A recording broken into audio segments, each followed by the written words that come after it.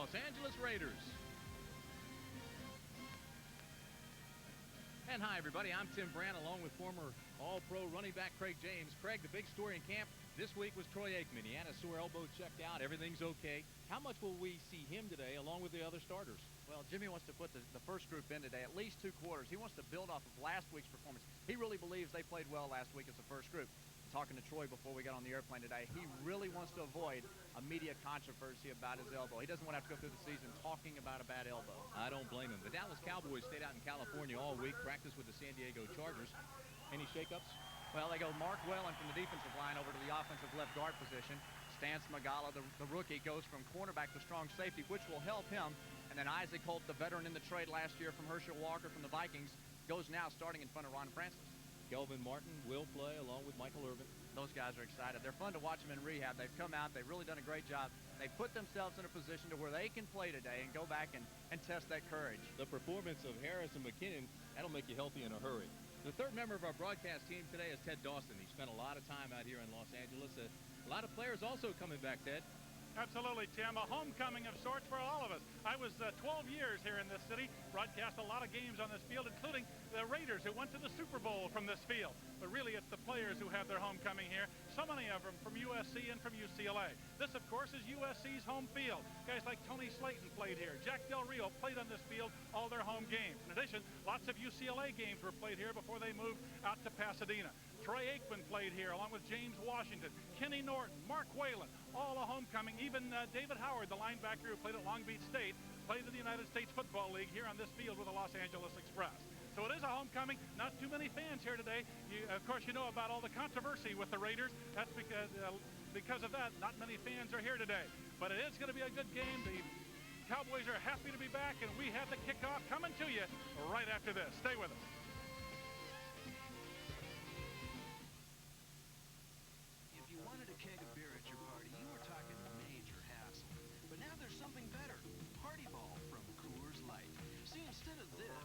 You get this.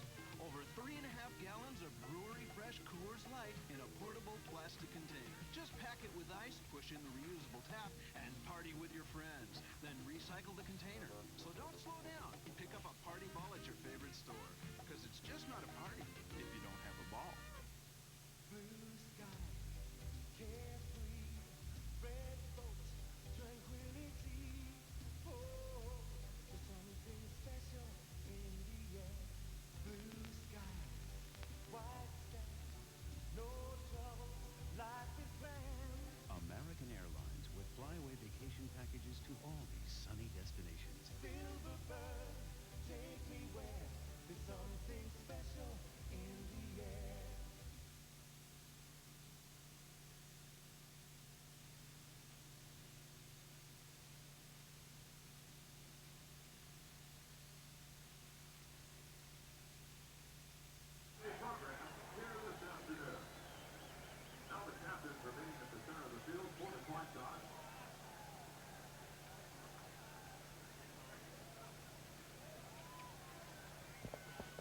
Captain from Los Angeles, meet the captain from Dallas.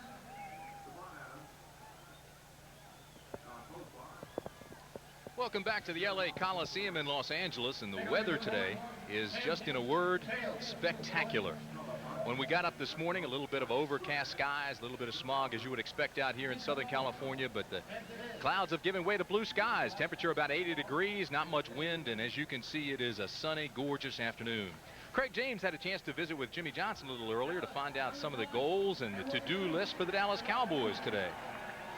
Well, as we talked about earlier, Jimmy really wants to come in and build off last week's performance. He thinks the first team played really well. And, you know, going back and reviewing some of the film they did, the evaluating of all the personnel, he wants to get some of the younger rookies like Stance Magala at the strong safety position, see how that switch-over and move will work for him, and then play injury-free. He's got some real bad problems on the offensive line right now. He needs to have a healthy ball club after they come out of this ball game. Still got some time for the kickoff. We're waiting for the teams to come out, so let's talk about some of the other training camp issues. Number one, Tony Dorsett was in camp. What was that all about? Well, Tony Dorsett, I think he's having a hard time coming to the realization that the game's over with for him. The Cowboys, they tried him out this last week. John Wooten, their player personnel guy, went out to Valley Ranch, tried the guy out, and they said he looked good. But in talking to Jimmy, Jimmy says, hey, we're not going to give him a chance. I think it may, you know, if they do sign the guy, it's to fill the stadium up next week against Pittsburgh. And we're still missing Emmitt Smith.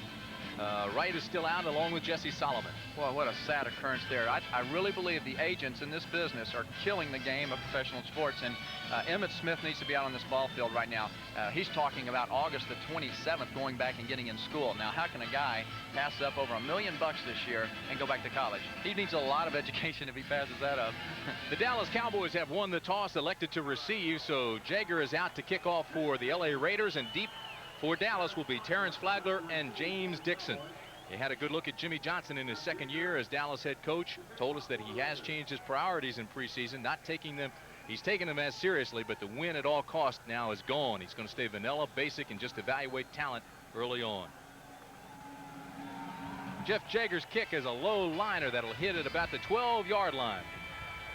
Taken by Flagler to the 20. Tap dances his way across the 24 to the 25-yard line. So a return of 20 yards for Flagler, and that's where the Cowboys will start their offense. The tackle was made by Ron Burton. Offensively, you see Troy Aikman coming out to go along with the rest of the Dallas offensive talent. Flagler gets the start today, as Craig said. Johnston in the backfield with him. Martin and McKinnon the wideouts, and Jay Novacek the tight end. Up front, Tuanay, Zimmerman, Stepnowski, Slayton, and Newton. And we talked about the changes there as well. Tuanay, of course, coming off a solid year in '89, gave up only 1 sack and 2 penalties all year. Johnston and Flagler in the backfield behind Aikman on first down for Dallas. Flagler, big hole right side, gets a couple out to about the 29-yard line. So it'll bring up 2nd down and 6 for Dallas. Hey, you know, the Cowboys they talked about last week, 22 carries, 35 yards. Need to improve. No question about it. Piquel, Golick, Wise, and King up front. The linebackers, Craig, will be Robinson, Hundley, and Tom Benson. They're very active. And Lewis, Washington, Mike Harden, and Eddie Anderson. Big story from the LA Raiders. Mike Haynes was waived this year. Just this week, as a matter of fact. He was a holdout, worked very hard in the offseason, trying to come back after 14 years, 37 years old, and he's gone. This is Flagler again across the 30 to the 32-yard line. Tackle made there by Emmanuel King, 6-year veteran out of Alabama. Came in a Plan B from Cincinnati last year.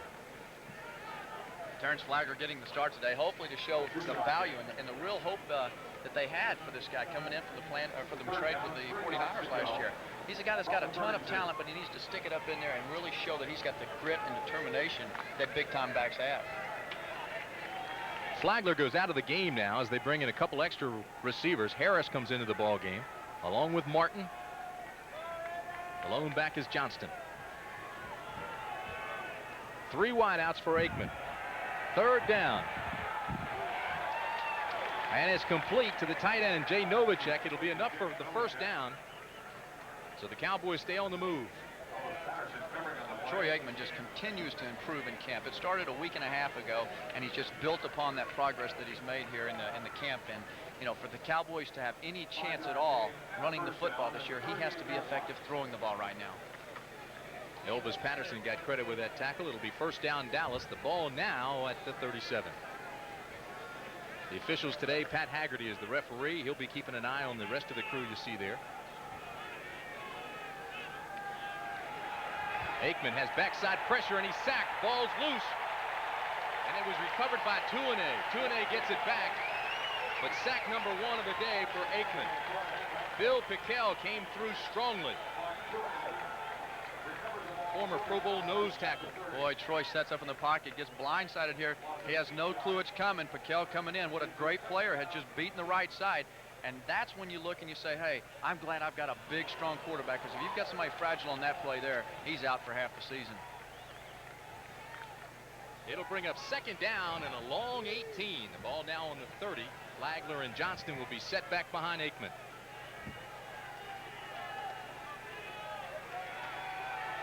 Aikman this time has time, fires, and it's picked off. Intercepted by Lionel Washington. Washington at the 30, and the tackle will be made by Aikman at the 29. Dangerous pass, one Aikman would like to have back, and one that man Jimmy Johnson's not happy about. 14-yard return by Lionel Washington. Plenty of protection there. Troy's got a little happy feet there. He's wanting to throw it a little bit quick. He forces the ball out there, and then, hey, you just can't do those kind of things. You got to be a little bit more control. You know, at Washington coming around here does a nice job of returning the ball. Aikman wants to go over and put the bone on him and say, hey, man, why'd you take that ball from me? You saw the graphic. Shell's aggressive defense came up with 6 turnovers against San Francisco, and they have one early here. That's Aikman's second interception of the preseason. He's now 13 for 30. You know, the bad thing of the sack before, the play before, where he gets really drilled, he's got plenty of time on that play there, but he didn't quite have the confidence in his offensive line on that play, and it showed. I said that was his second interception of the preseason. Of course, that's Aikman's first. So with 11:36 remaining in the first quarter, we'll be right back after these messages from First City, Texas. Late meeting? Yeah. And we talked a great deal about all the good things happening in Texas. How you and I are from there. And how I'll be running the new office down there. We're going home?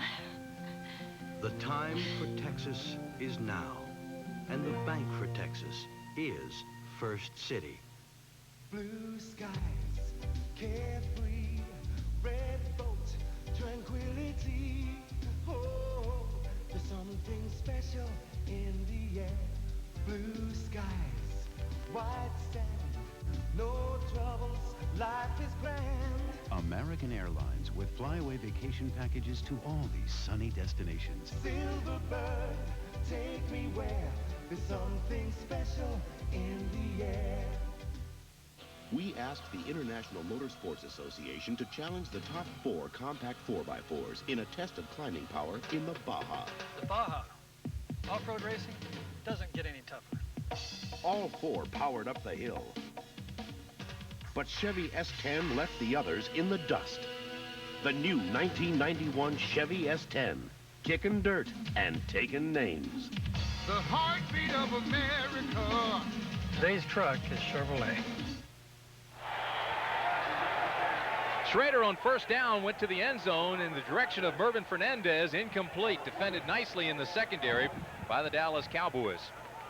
Boy, Schrader comes back. Good pass protection over here. Doubling coming out on Jeffcoat, who's the guy that really gets in on the pass protection for those guys.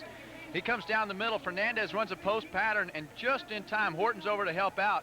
You know, nice job for the Cowboys. It's that's one of those deals where you get the turnover. You always try to come back and make the big play right after it. So it'll bring up second down at 10 for Jay Schrader and the Los Angeles Raiders. The ball at the 28 after that turnover, the interception by Washington. They're reviewing the play, and up in the booth today is Grover Clemmer as the replay official. The play stands, and it'll be second down and 10 for Schrader. Try to reset the clock here.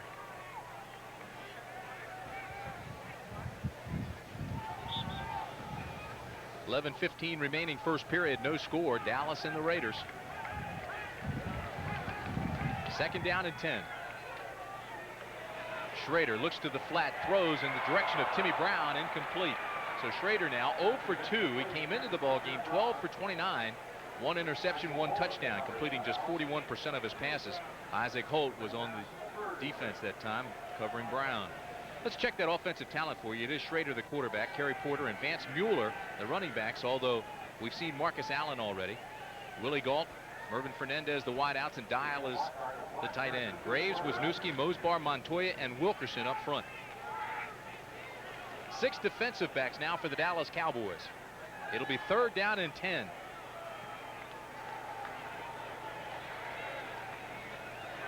This is Marcus Allen, big hole straight ahead inside the 20 to the 17-yard line, and it will be enough for the first down. A gain of 11.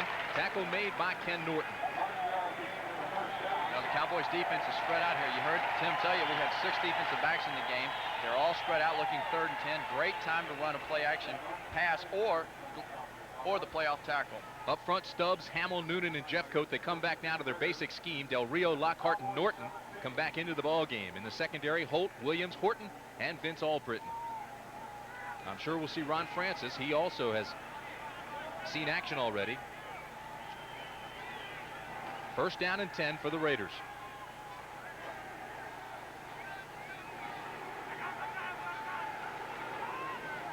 This is Allen again. And Allen this time will lose yardage. Great penetration by Ray Horton, who came on a safety blitz and forced the play. Marcus still has those great feet. You know, you get him in the backfield and they still don't bring him down. 4 or 5 guys out there. Horton and the Cowboy defense, once again, they're the attack style defense, east and west. They can never allow a runner to get around the corner on these guys. That's their philosophy. We are going to be able to run and cover the ground on football and defense. And therefore they've got to push people like him out of bounds. I understand we're having some audio problems. We are working on those and trying to get those straightened out. We will as soon as we can. So bear with us. Fernandez and Galt will be out wide. Second down and 15. Schrader has pressure, throws underneath, has the completion to his tight end, Mike Dial. It will not be enough for the first down. Gets back to the 14-yard line. Well, he's got inside-outside defense on this guy. Dial comes up over the middle. Nice job of trying to get to the open side. Lockhart coming from the inside on him. Cowboys come in, converge, and they'll take that. It's from the Raiders' standpoint, moves the chains for them. One of the things that concerned Jimmy Johnson last week was the corners playing soft on the wideouts and the safeties not being aggressive enough. So we'll keep an eye on that for you. Good play that time by Vince Albritton. Third down and 10. The ball back at the original line of scrimmage is 17. Incomplete. Broken up nicely by Ken Norton. Right now, let's go down to Ted Dawson. Thank you, Tim. Troy Aikman has been injured here on the field. He'll be out of this next series. They say he'll definitely have to sit out a couple of series. They don't know how serious it is. The doctors are looking at him, but he was extremely shaken up when he got sacked back on that last series. All right, Ted, thank you. We'll keep an eye on that. Well, and it showed on the interception. You know, the happy feet in the pocket. You could tell he was shaken up. Look at Jeff Jager, the kicker. He's 4 for 5 this season. You see his numbers there. This will be a 30-yard attempt. They got in position with the interception of Lionel Washington.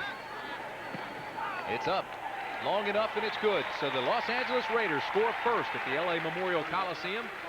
A 30-yard field goal by Jeff Jager. A look at Aikman. The Raiders lead it 3-0.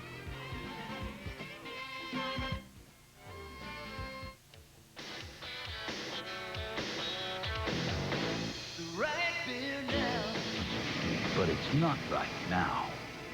It's the right beer now. Definitely not now. Coors Light, the right beer now. And absolutely, positively not now. Get you anything else? No, I've had enough. Let me call you a cab. Yeah, good idea. Doesn't seem long ago. All those championships. The Cowboys were the toughest ticket in town. You couldn't get a seat, not a seat. That championship feeling is coming back. The Cowboys will sell out Texas Stadium. He's not kidding. If you missed it in the 70s, catch it in the 90s. Season tickets won't last forever.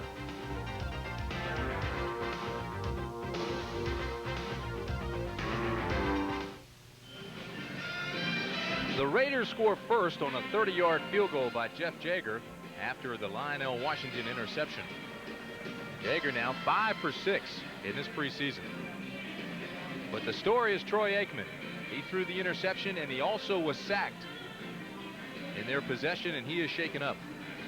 Troy sitting over there probably feels like he was hit by George Foreman and Mike Tyson at the same time. Pretty close. Bill Pickell, 6'5", 265-pounder. Former All-Pro nose tackle. Steve Walsh, you know, people talk about trading away a guy like Walsh, but you just saw right there the importance of having a number 2 quarterback that can come in the game and play. Hey, we're in the first series of this ball game. Could be the first play of the season. You lose your starting quarterback, and all of a sudden you come in and you test the merits of Steve Walsh, of course, whom many feel to be a potential star in this league. Look at Jeff Jager. He'll be kicking off, and deep for the Dallas Cowboys will be Terrence Flagler and James Dixon. Dixon had 1 kickoff return for 47 yards last week. It's Flagler at the 20, has a hole and gets a block. Flagler out across midfield. One man, it's a foot race, and Flagler's taken down at the 23-yard line by Ron Brown. A 59-yard return. Boy, no. Terrence Flagler, nice job starting up the field. Draw them all. Draw the kick team into the middle, and then he gets outside. Novacek up there. Randy Shannon, nice block there. And then, hey, he has no chance in the world of outrunning Ron Brown, a guy that won a gold medal on the sprint relay team in '84. But a nice job. That's the kind of talent the Cowboys want to see Flagler come through and display. So Walsh starts out with good field position. It'll be first down, the ball at the 22. Flagler stays in the ball game along with Darrell Johnston in the backfield.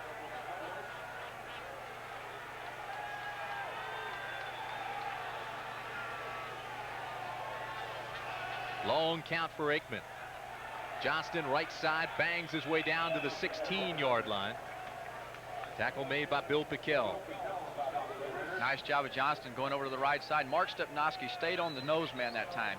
He didn't allow him to come free, and then it's just, look at the drive there. These guys come out, and really, the offensive line works. Johnston got into the pocket, and they pushed forward.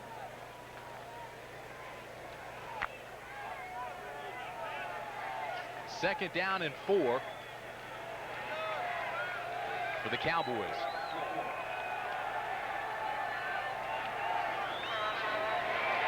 Johnston off the left side gets back to the line of scrimmage, and that's all. Good pressure. And it came from Bob Golick. Right now, let's go downstairs. Here's Ted Dawson. Thanks, Tim. On that sack of Troy Aikman that's gotten him shaken up on the sideline, Nate Newton has taken full responsibility of that. He came off the field talking with Jimmy Johnson. Nate, as you know, has moved from guard to tackle. He's the one that let Pickell through and said he took full responsibility. It was totally his fault. All right, Ted, thank you. Cowboys right now faced with a 3rd down and 3 situation, a long 3. Martin and McKinnon are the wide receivers. It's Flagler and Johnston behind Walsh.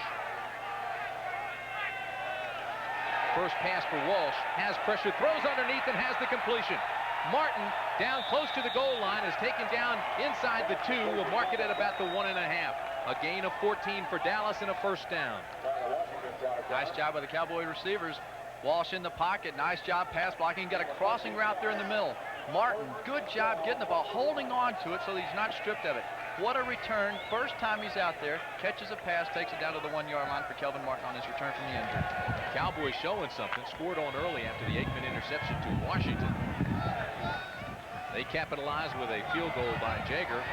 Dallas comes right back. First and goal. Johnston to the 1. Again, it's Bill Pickell, former All-Pro nose tackle.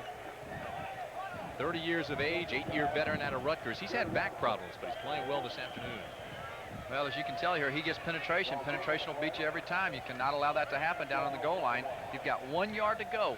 Linemen need to be working together in this situation right now to where they come down, fill the gaps, and not allow the defensive linemen to work underground and crab crawl to get you. Steve Folsom comes in along with Jennings. 3 tight ends, tight formation. It's a power lineup now for the Cowboys on second down and goal.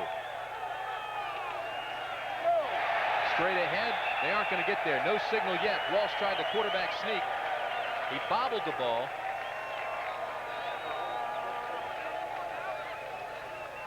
Cowboys having a hard time trying to get something going here. Watch here. There'll be no movement on the line of scrimmage. The Raiders come through, push in, get into the backfield. There's no room for Walsh to go, and then the secondary converges in to make sure he can't squeeze over the top. Reverse angle showed you that Walsh did bobble the ball, and the offensive line could not get the penetration needed. So now it'll bring up third down and goal for the Cowboys. Again, the power formation.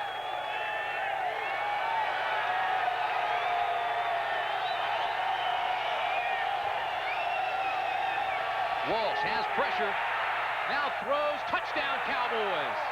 Jay Novacek with the catch, but what a play by Walsh.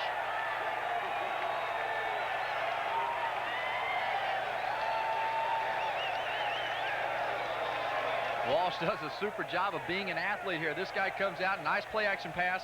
Raiders coming in up the middle, good pressure on him. Walsh has the the wherewithal to find his receiver. He doesn't get flustered. He doesn't act like a rookie in that situation. I know he's a second-year guy, but this is a guy that's why they like him so much. He's smart. He's aggressive. He can go out there and find opportunities. Ken Willis on for the extra point. Good snap, good hold, and the kick is good. So 5:06 remaining in the first period from a very quiet LA Memorial Coliseum. Sparse crowd, but the Cowboys come firing back to lead 7-3. You know, I bought my Toyota Camry because 3 separate mechanics, Fred, Jeff, and Kevin, told me the Camry was a really reliable car. Now he waves when he goes by the shop, but he doesn't stop. Can't believe you told him to buy such a reliable car. They were right. My Camry's been really dependable. I didn't tell him to buy one. I said they were reliable. You did too. He'll never see me again. No use crying over spilled milk. I love what you do for me, Toyota. Turn the key. Exxon brings you reduced emissions gasoline. Feel free. Gasoline precision engineered for high performance and lower emissions. Exxon. It's the first of a new generation of gasolines from Exxon. Turn the key. Exxon.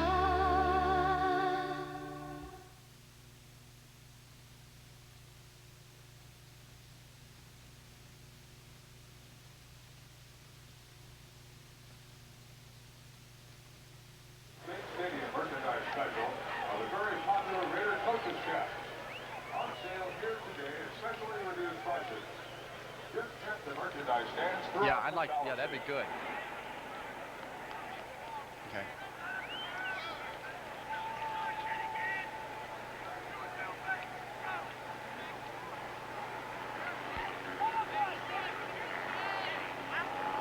It was the NFL's premier matchup. Now, 12 years later, the Super Bowl matchup of the 70s may be the rematch of the 90s. Don't wait for the Super Bowl. You can catch the Cowboys and Steelers next Saturday night at Texas Stadium. For ticket information, call 214-579-4800. Operators are standing by even as we speak. If you get a busy signal, please try again. Cowboys and Steelers next week. Ken Willis of the Dallas Cowboys will be kicking to those two fellas right there, Stephon Adams and Jamie Holland. It'll be Adams at the 10. Adams to the 27-yard line. Tackle made by Tommy Agee. Troy still doesn't know if he's in San Diego or the Coliseum, man. I mean, I really wonder, where is the shakeup? Is it in his chest? Is it in his head? Maybe we can find out from Ted what the ailment is. He's got a mild concussion, we're told, from the sidelines. We don't know if he'll be back or not, but he took a pretty good rip from Piquel. Slosh mouth football that the Raiders are playing right now defensively. Hard nosed, but it's the Cowboys that lead 7-3. Porter and Allen, now the I-backs behind Schrader. First down and 10, Raiders. Play action. Plenty of time. Schrader sits back there and looks deep. Intended for Fernandez, incomplete. Boy, Schrader had all afternoon. Plenty of time, and as Fernandez came across the middle of the field, he was really open. I kept waiting for him to throw to him there. Instead, he waited till he got over into the zone that Ray Horton was covering. Schrader now 1 for 5, 8 yards. In case you need that number again, 214-579-4800. And the operators are standing by. Don't wait too long. Steelers played well against the Washington Redskins last night. Redskins hung on to beat them 27-24. Second down and 10. Underneath, this is Allen. Around the left side to the 33-yard line. Knocked out by Ken Norton. That's that speed of the Cowboy defense, having a linebacker like Ken Norton that can run. Watch the side of your screen here. Jim Jeffcoat coming in on a stunt. Good play call by the Raider offense. And Norton does a nice job of just turning the speed on, getting out there. You don't find linebackers in the NFL, that too many of them, that can go out there and make Marcus Allen get out of bounds or tackle him one-on-one. Not too many folks can do that. Number 15 on the NFL's all-time rushing list. Cowboys now go with 6 defensive backs. Hendricks joins Francis in there, along with Horton, Albritton, Williams, and Holt.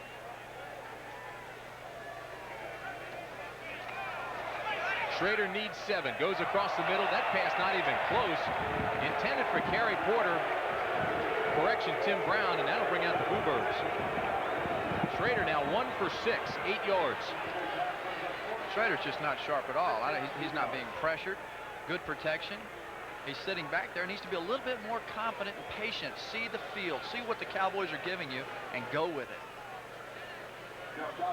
4th down and 7, so Rod Harris comes in as the return man, and Jeff Gossett comes on to punt. Only had 3 punts returned this preseason. He's averaging 39 yards a shot.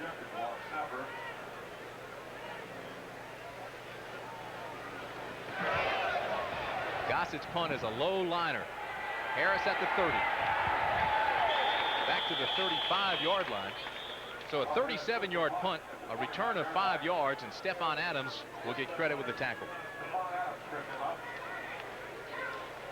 3:49 remaining first period. Rod Harris showing that versatility. I mean, the guy last week we saw him catching 6 balls against the Chargers. Today he's back returning punts. Something like that. There's not a lot of help for him on that punt return. The main thing is to just catch the ball, do not make a mistake, and get up the field. Steve Walsh, 1 series, 1 touchdown. He's 2 for 2, 15 yards. What a preseason he's having. 5 touchdowns, 9 interceptions last year. He's a quality quarterback. Number 1 pick in the supplemental draft. It's first down, Cowboys. Flagler breaks 1 tackle, spins, can't get away from the pursuit, and loses 2 yards. Bob Golick will get credit for the tackle. He came backside and made the stop.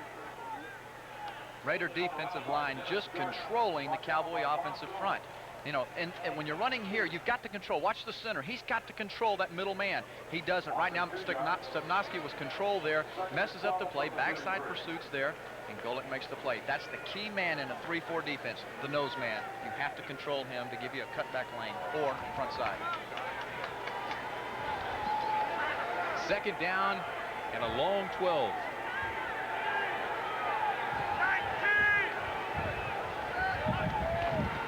This is Johnston. Johnston gets a tough 2, so he gets back close to the original line of scrimmage, but that's where Lionel Washington made the tackle. Craig and I will announce the First City, Texas player of the game at the conclusion of tonight's telecast, so please stay with us this afternoon. We'll have that for you. Put yourself in a 3rd and 10, 3rd and 11. That's tough on an offense, you know. And really, when they scored a while ago, Tim, the Raider defense dominated those guys for 3 consecutive plays there. It just was a great individual effort by Steve Walsh to make the touchdown and happen for the Cowboys. The Cowboy offensive line, they're beat up, they're playing out of position. Only 1 guy, Mark Tuanate, left tackle, has been consistent there. They flex Novacek out. They've got 4 wide receivers now. Novacek has one of those. Out of the shotgun for Walsh. Walsh avoids the pressure, fires, has Novacek. He's close to the first down, came back for the reception. And it will be enough for the first, a gain of 11 yards. Steve Walsh once again making it happen here. He's going to have a linebacker coming from the right side, a stun up the middle. Stepnoski and the guys work real well together. He scrambles out of the pocket. Novacek, I mean, that's the versatility the Cowboys like out of this guy. He can play tight end. He can go out in that slot in the 4 wide receiver position. Gives him a big target and a guy that can run. Novacek, 3 receptions, 17 yards. You know he was in the 84 Olympic trials as a decathlete, 1 reception last week. First down, Dallas. Walsh fires, incomplete. Harold Johnson was the intended receiver. He turned, the ball was there, and he couldn't react. Fullback Johnson was running an option route that time. He had inside-outside coverage. He needs to stop, plant, come back to the ball. Looked a little hurried. The timing was off. There's a fine line between if you go 6 yards, it's perfect. If you go 8 yards, you didn't turn around in time and the ball flies by you. Tim Brandt, Craig James with you at the LA Memorial Coliseum. 1:25 remaining first period. Dallas leads 7-3. You're just joining us. Lionel Washington intercepted Troy Aikman. The Raiders went 8 plays, 15 yards, and Jeff Jager hit a 30-yard field goal to make it 3-0. Then Steve Walsh came back when Aikman went out after being sacked. And Walsh led a 6-play drive for the touchdown. Flagler, not much. Again, it's Bill Pickell. trap draw up the middle. I believe Terrence missed the hole straight ahead. He cut to the right side. Should have gone straight ahead over his left center's Fanny and that left guard.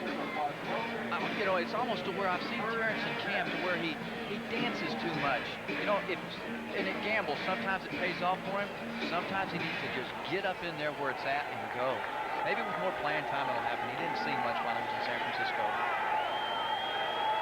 Dallas goes to 4 wideouts. They need 10 on 3rd down, and out of the shotgun, Walsh waits.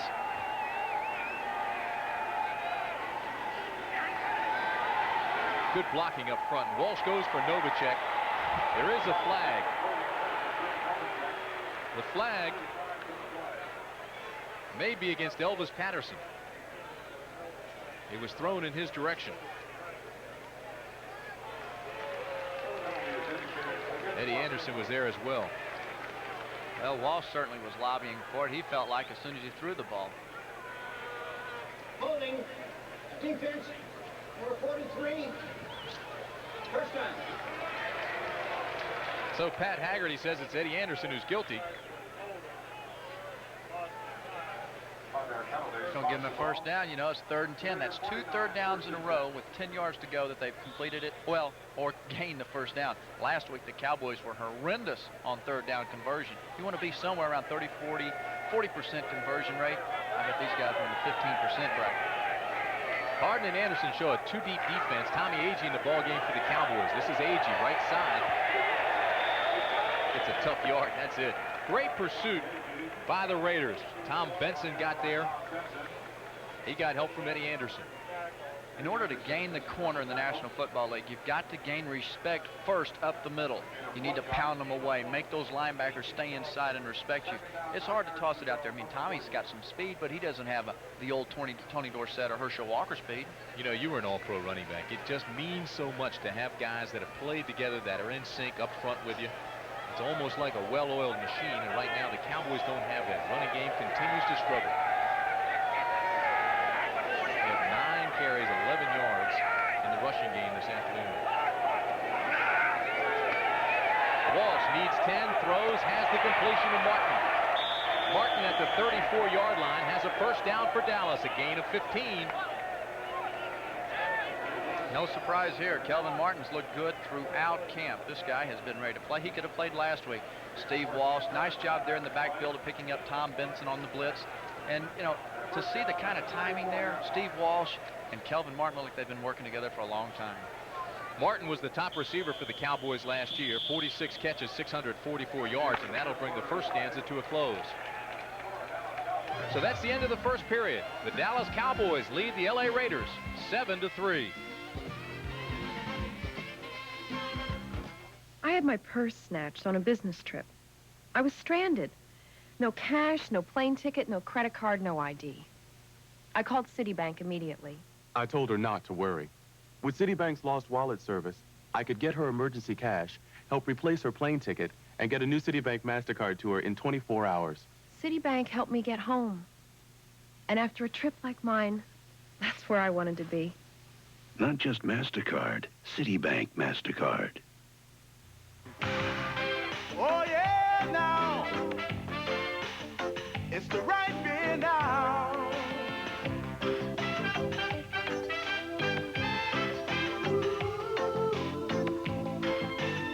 It's the right beer now. So clean and pure, it's the right beer for sure. Come on, get your Coors Light. It's the right beer now. Yeah. Today, little Maria goes to college. Big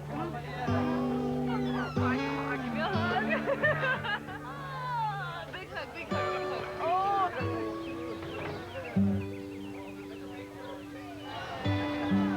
Maria, do not think where you are leaving. Think where you are going. The time for Texas is now, and the bank for Texas is First City.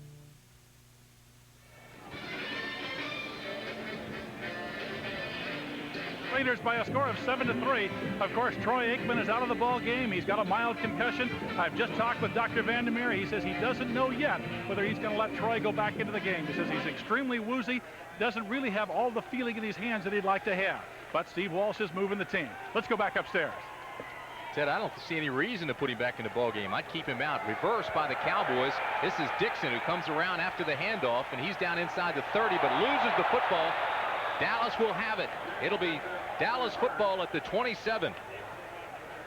David Shula and those guys upstairs, they're seeing the aggressiveness of this Raider defense. Look at them pursue. Watch them go over there. They're on their horses. And there comes Dixon around on the backside. Lionel Washington coming up. Now, a big play guy like Dixon, who thinks he can go all the way at any time, he's going to make mistakes like that and fumble. You know, you just got to be cautious whenever you can. First downs, boy, look at there. 6 for the Cowboys, 1 for the Raiders. Yards rushing, 11, and on a lot of attempts.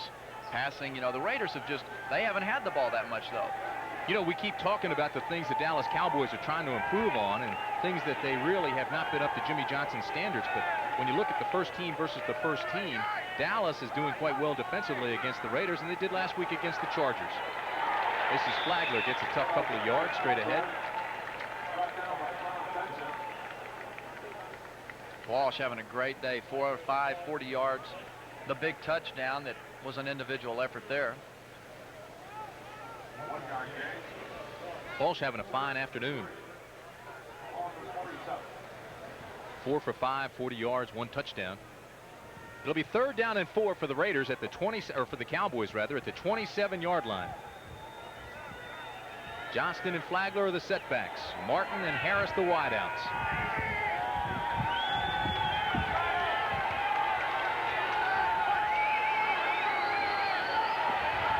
Walsh on a timing pattern in the direction of Flagler, overthrown.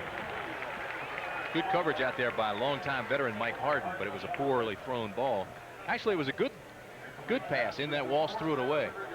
Well, Walsh talking to Flagler, probably an adjustment that should have been made there. And, you know, the Cowboys need to be in the huddle before they run the play there. Dave, Flagler cut the wrong way on that. And say, hey, you know, we're inside the 30-yard line, 3rd down and 4. They've got strong tendencies. Defenses are going to blitz and try to create havoc on a quarterback. It worked that time.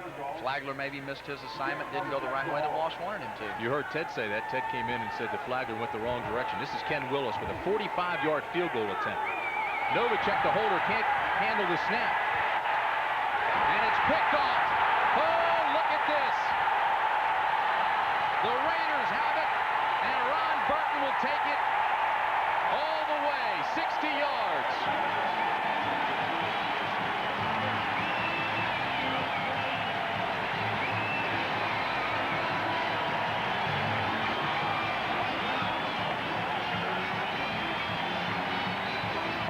Walker just caught it in the air and took it all the way down and was escorted down there by the Raiders. Watch this. Boy, mistake by Ken Willis. He thought he had an arm. He doesn't. The old Gerald Eupremian toss there, and it's going the other way.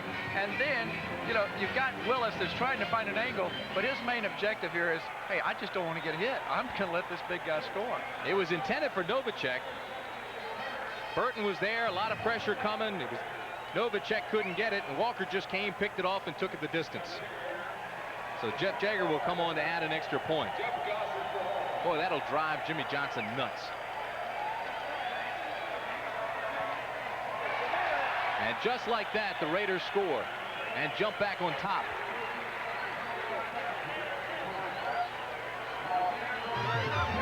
Arthur Walker, 60-yard touchdown.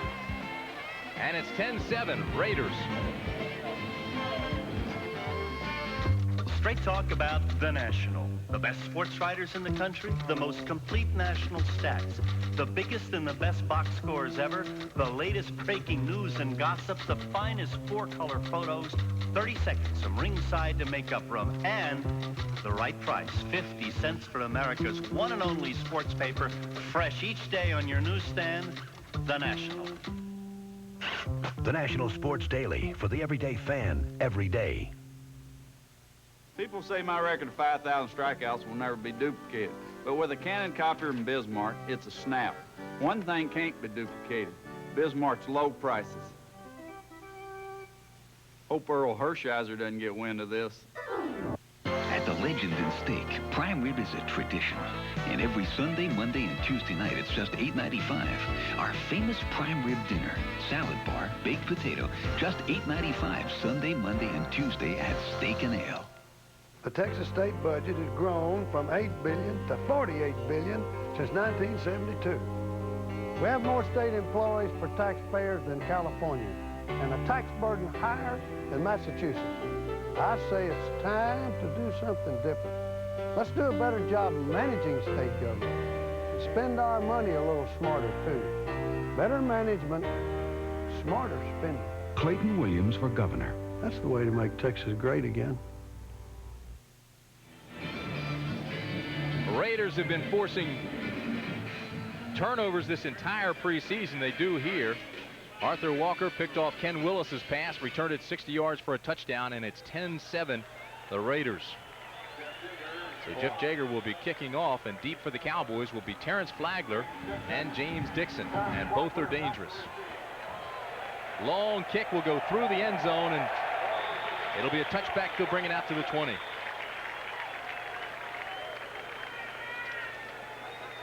That'll be a statistic that'll go on the ledger of Ken Willis that he will not be happy about.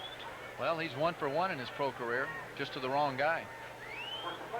Ken Willis, a young free agent out of Kentucky this time last year. He was 17 of 22 for Jerry Claiborne's Kentucky Wildcats. Now he's in the National Football League and will get credit with a pass and an interception. Now the Cowboys down here on the 20-yard line. They need to get, this is something when you come back from a big play like that, you've got to have something happen. You've got to keep your defense on the sideline. You've got to give gain momentum back on your side. Tommy Agee in the ball game for Darryl Johnston, so it's Agee and Flagler now in the backfield. First down and 10 Cowboys at their own 20. Walsh, three-step drop, throws out in the flats to Novacek, and Novacek's out across the 35-yard line to the 37. Big gain for the Cowboys, a gain of 18. Walsh audibles here, comes out. He realizes that they've got the front 3 guys are covered, so he audibles outside. He knows that linebacker's going to have to try to get outside and cover Novacek. No chance of that. This guy's got some speed. That's the asset for him. Ron Brown kissing him in the nose over there, putting him on the carpet. But that's the wisdom of Steve Walsh. Last week the Cowboys didn't audible that much, and you know they were a little withheld from what they were trying to do. So the controversy for quarterback is back. First down Cowboys. Agee off the right side gets a tough 2. Bob Golick is there along with the linebackers. Whole host of LA Raiders. Just not that much going on here in the running game. The Cowboys aren't getting, we've seen one play that they've had today where they were able to push the Raiders back. Of course, now let's look at the flip side of that. The Raiders defense, these are some experienced guys, Bob Golick and Bill Pickell. Those are guys on the defensive line that know how to play the game. And for young players on the Cowboy offensive line out of position here earlier in the season, it's going to make it hard on them.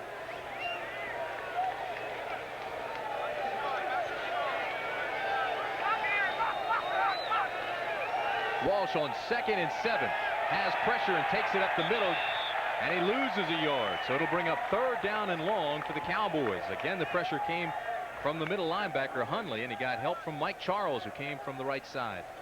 Mike Charles, a big 305-pounder, used to play at Miami, a guy that can, you know, this is a strong defensive line for the Raiders, and they don't even have Howie Long in there today. You know, that's they've got that nasty attitude. They put pressure on people. They intimidate.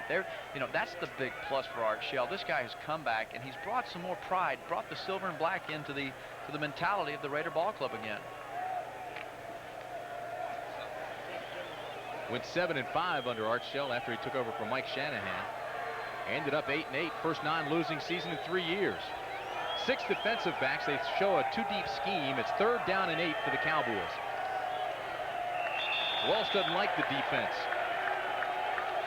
They went with 6 DBs, showed a 2-deep scheme, pressing on the corners, and Walsh took a timeout.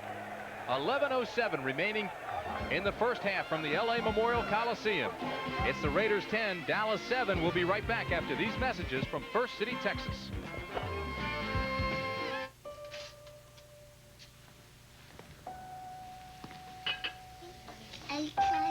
Eat up, baby. Come on.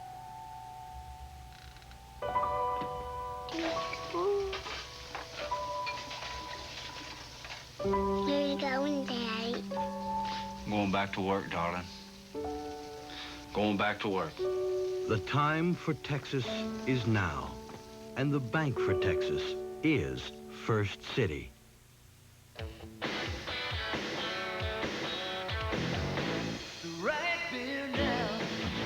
But it's not right now. It's the right beer now. Definitely not now. Coors Light. It's the right beer now. And absolutely, positively not now. Get you anything else? No, I've had enough. Let me call you a cab. Yeah, good idea. The Bank for Texas presents the Game for Texas, Saturday, September 1st. Don't miss the battle between the Cowboys and Oilers in the First City Texas Governor's Cup right here on Raycom Sports and Entertainment. Check your local listings for more details. The First City Texas Governor's Cup. Here's a kind of interesting statistic for you. The Cowboys have 22 offensive plays. The Raiders only have 9. First downs, Dallas has 7. The Raiders have 1. You know, I'm sitting here watching the sideline, and Jay Schrader and these guys over here trying to warm up. I mean, that's just not that much football. We've got 11 minutes to go in the second quarter. The Cowboys have been out on the field offensively, and defensively, the Raiders have been out on the field. That's all we've seen pretty much this ball game. For the championship of Texas, the Governor's Cup, bragging rights of the rest of the year. Only one way to see it in person, September 1st, Texas Stadium. That number, 214-579-4800. Call now for tickets. If it's busy, keep trying because there are people standing by. Walsh in trouble, throws over the middle, intercepted. There's a flag down, but it's intercepted by Mike Harden. And Harden goes out of bounds at the 45-yard line. We'll wait now to see what the flag is in the secondary. Cowboys say it's against the Raiders. Harden returned it 17 yards, and Walsh says, no wonder he got it. He cheated. You're always going to say that, huh? Boy, look at 2-8 come out here. The guy gets off really well off the ball. Nice protection, Paquel. He was in there. They were all protecting well. But if you've got to cheat to get something happening there, Lewis had the face mask, and that's going to negate the nice play by Mike Harden. Or the poor play by Steve Walsh, I should say. So they'll move them back, and the Cowboys will retain possession. 10:56 remaining in the first half.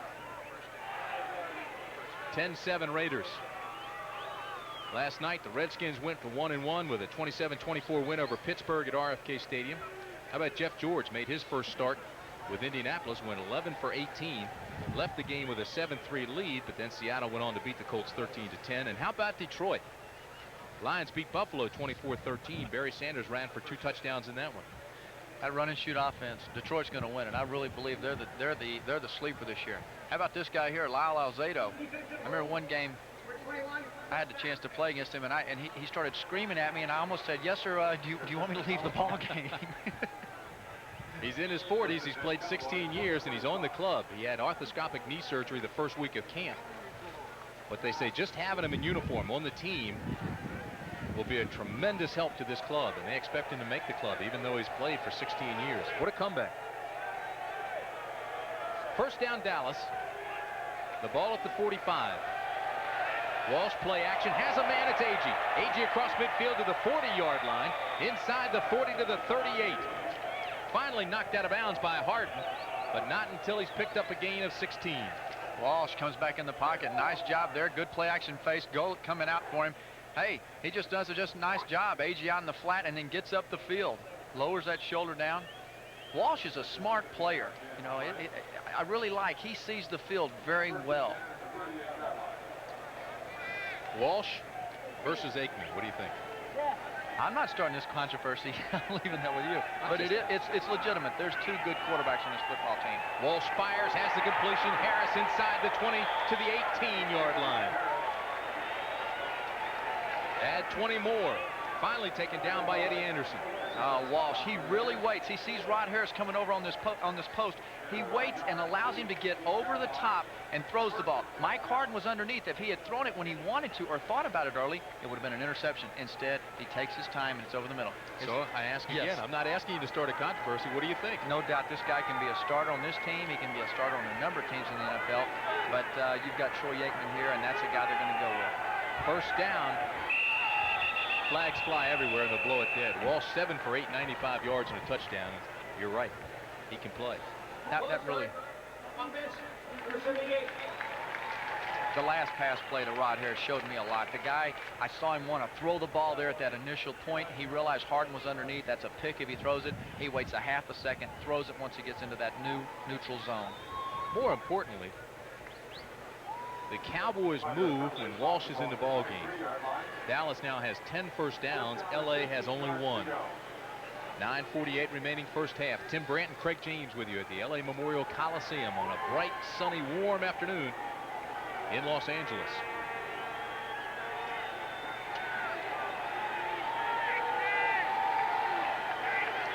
First and 15. Tommy Agee. Great block by Flagler. Agee to the 20-yard line. Gets back some of the penalty. Bob Golick made the stop. And it'll bring up second down in about 12. Tommy Agee, that was the audible by Steve Walsh again. He brings him over to the home position so he can run the toss sweep right. He sees a weakness over there, or a mismatch, if you will, on terms of the Raiders defense. And, you know, that's Steve Walsh moving it again. Did you see that block Flagler put on Jordan? Well, there's a thing among running backs. If you don't block for me, buddy, you better open your eyes up, because I'm missing my next one. Second down and 12. The ball on the Raiders' 20-yard line. Walsh trying to make something happen. And it's almost picked off. Tom Benson got his big bear paw on it, but couldn't reel it in. Walsh really tried to touch that ball. That had to have been an outstanding pass, because Benson was sitting shallow in the flat, and he had the guy going out in the flat at about 12 yards. He had to get it over that Benson's head, and that's a risky pass. And one of those, if you make it, they say, oh boy, what a great toss he has. Benson, Plan B guy last year, replaced Rod Martin at linebacker. He was the only Raider linebacker to get a sack in 1989. How about that? That will not happen again this year. Just watching these guys, it kind of looks like the old Raider teams, to where they're playing that hard-nosed football. Had some mistakes that have given the Cowboys a chance to continue drives. They get it from Art Shell, no question about it. He played 15 years for this club, 9 division titles, 2 Super Bowls, and that'll carry over. Dallas wants a timeout. That'll be their second timeout. 8:40 remaining first half. 10th play of the drive coming up. It's the Raiders 10, Dallas 7. We'll be back. Blue skies, carefree, red boat, tranquility. Oh, there's something special in the air. Blue skies, white sand, no troubles, life is grand. American Airlines with flyaway vacation packages to all these sunny destinations. Silver bird, take me where there's something special in the air.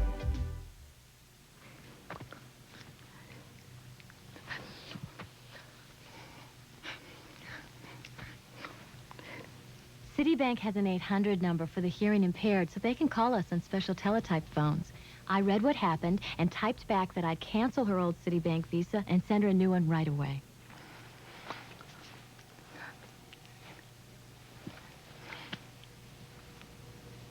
Not just Visa, Citibank Visa.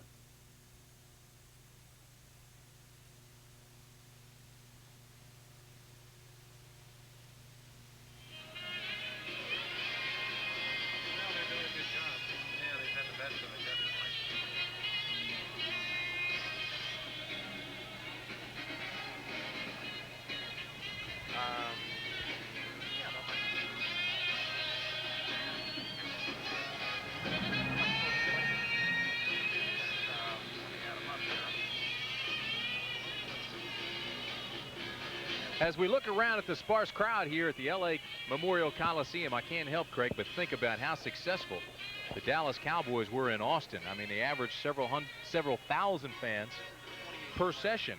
7,000 at a couple of practices, 15,000 for just a little controlled scrimmage with the Oilers. Fans were scalping tickets for the scrimmage with the Oilers. Third down, they call it 12. Shotgun formation, Walsh throws against the blitz, and it's incomplete. Boy, Eddie Anderson came hard out of that free safety position, put the pressure on Walsh, and Walsh looks a little bit shaken up, although he is okay. Well, once again, the Cowboys need to realize the blitz is going to happen when you're down here in this position. Somebody misses the outside guy, Eddie Anderson, and number 2, the Cowboy receivers did not break it off and read the blitz. You've got to realize the blitz is coming and run your blitz route. Neither one of those things happened. They've been poor throughout preseason with picking up the blitz, Tim. This is a weakness of this offense. Stepnoski will be the center. Novacek is holding. It's a 37-yard attempt for Willis. And it's no good. So Ken Willis misses the field goal. He already has an interception. And the score remains the same. It's LA 10, Dallas 7. 8:31 remaining. What's in a name? Well, everything. And in sports in America, no name means so much as the National. There's the National Championship, the National League, the National Title, the National Football League, the National Hockey League, National Collegiate Athletic Association. The Masters is at Augusta National. So the first all-sports daily newspaper is the National.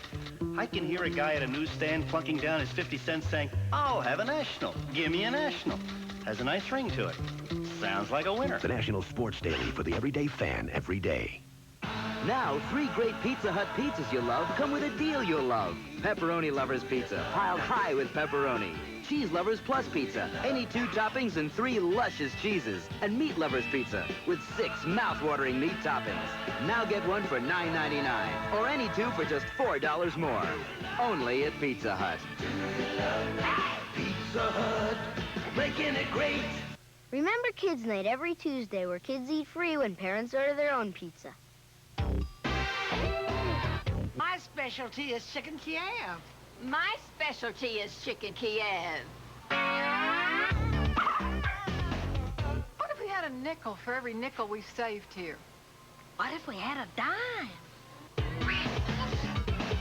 In France, they call beef wolf. I find that very intriguing.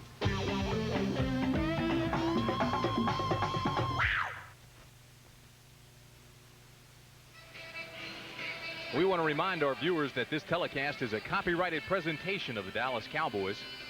Any rebroadcast, retransmission, or use of the video or audio portions of this program without the written permission of the Dallas Cowboys and the National Football League is forbidden.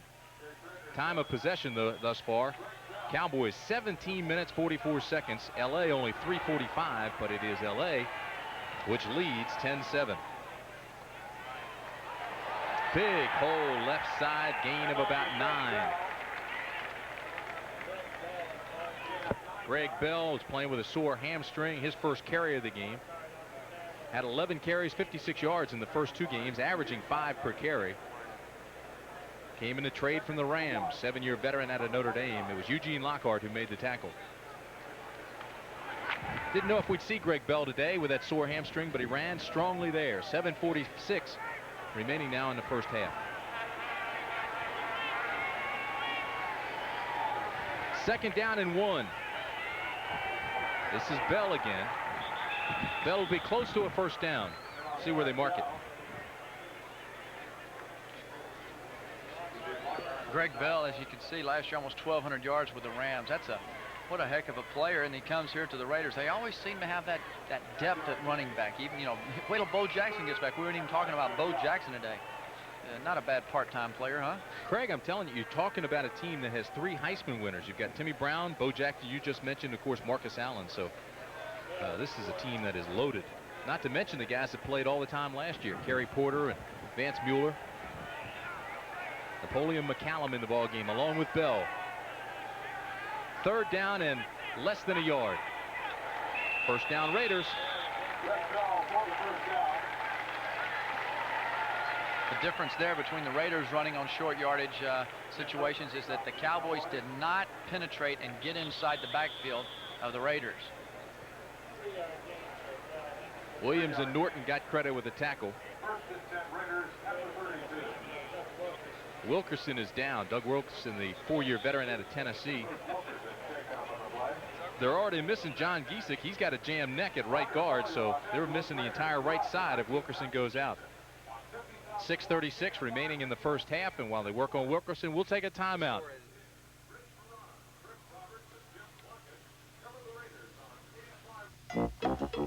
Used to be, if you wanted a keg of beer at your party, you were talking major hassle.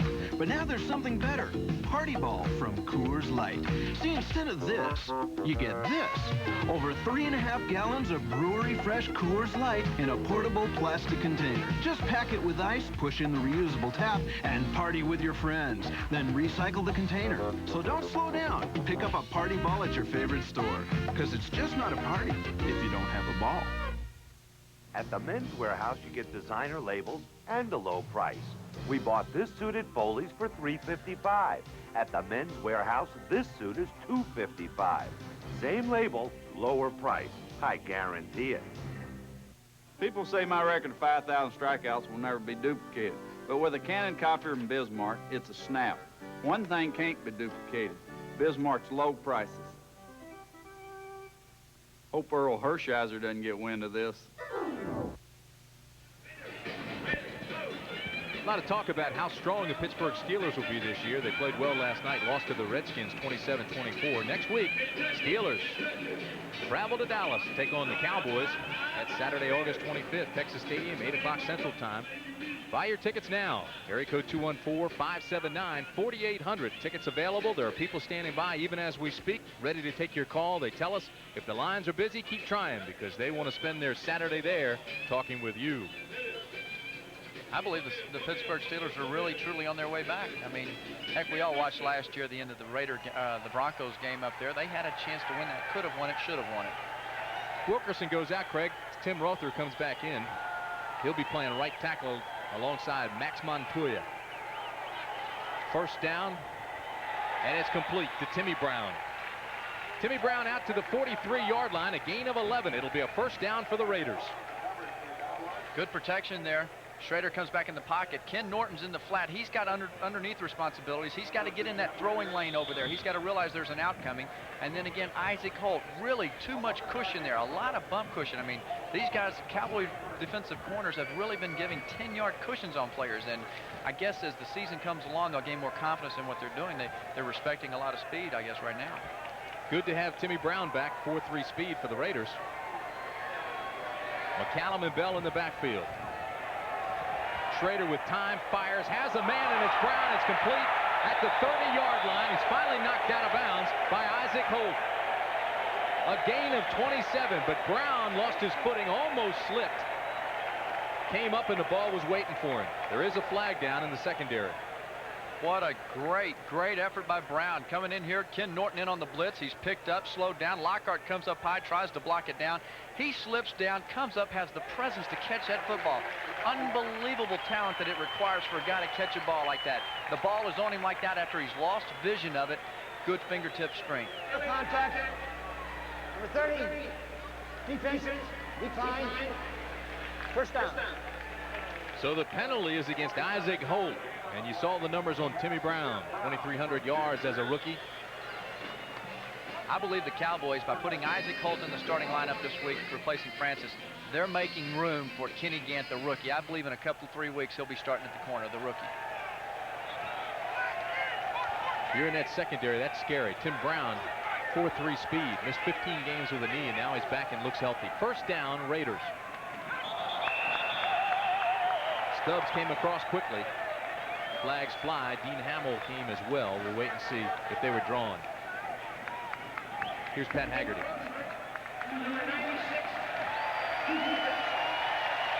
Yeah, both Hamill and Stubbs. I think it looked like Stubbs was going off Hamill and Hamill was going off nothing. That's all right. Stubbs, an aggressive guy. He saw something move. It's like the dog going after that last milk bone, right? Absolutely. He was the 49ers sack master, and the reason he got there is because he guessed a lot. That time he guessed wrong.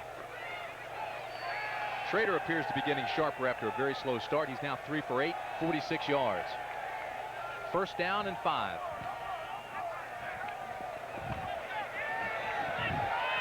Schrader looks to the flat and overthrows. It was intended for Greg Bell, but way overthrown, and there's another flag down at the line of scrimmage. Danny Noonan seems to think it's going against. So does Jimmy Johnson. He thinks it's against the Raiders.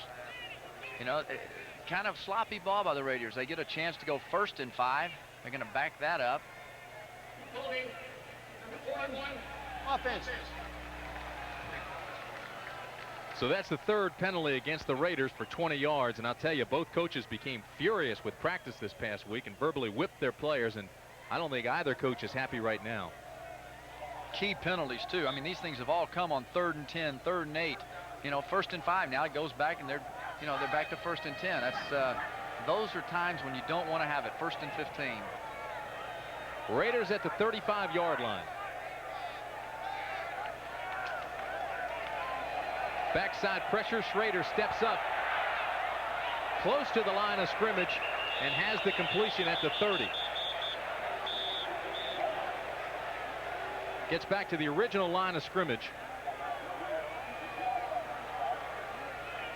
The catch was made by Ethan Horton. Ethan will say to Schrader tomorrow in the films and say, look, buddy, you could have run for more yards than you threw it to me. You just didn't want to get hit. But if you're the Cowboys, you got to be pleased with that because it's 2nd and 9. You didn't give them the 10-yard ball. Make that correction. It's 2nd and 9 if you were looking at the screen.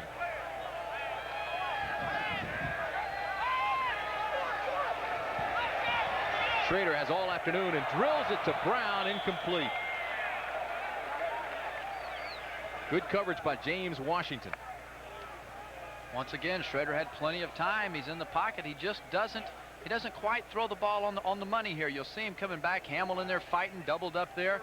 Jeff Coates Stubbs held out, and as he comes across, the reason he has to throw it hard is Jack Del Rio will come into your screen. He was going to come over and put the kisser on him, but you know, that's one that needs to be completed if you're from Schrader's standpoint. Del Rio and Lockhart come out for the Cowboys. Norton moves over to the middle. Francis and Hendricks come in, and the Cowboys go to 6 defensive backs. It's 3rd down and 9 at the 29. Schrader, incomplete, and that was ugly. Intended for Mueller. There's another flag down. The pressure came from Daniel Stubbs. Wisniewski there, that's a guy that... Illegally downfield offense. Well, the intent there in the play was to run the shuttle pass there in the backfield, but it was broken up, and Schrader wisely didn't do that. Well, I say that. He should have gone ahead and thrown it into the dirt. Instead, he tries to throw it down the field, and you've got the penalty. Loss down, number 76, decline, 4th down. That's not the lineman's fault. He's expecting the shuttle pass, and his job, he thinks it's going to happen quick. He comes down the line of scrimmage a little bit, and then he's upfield blocking. He doesn't realize Schrader was handcuffed. Hey, it was good defense, though. Stubbs applied the pressure. So Jaeger comes on to attempt a 47-yarder. Jeff Gossett is the holder. From 47 yards out, it's long enough, and it's good.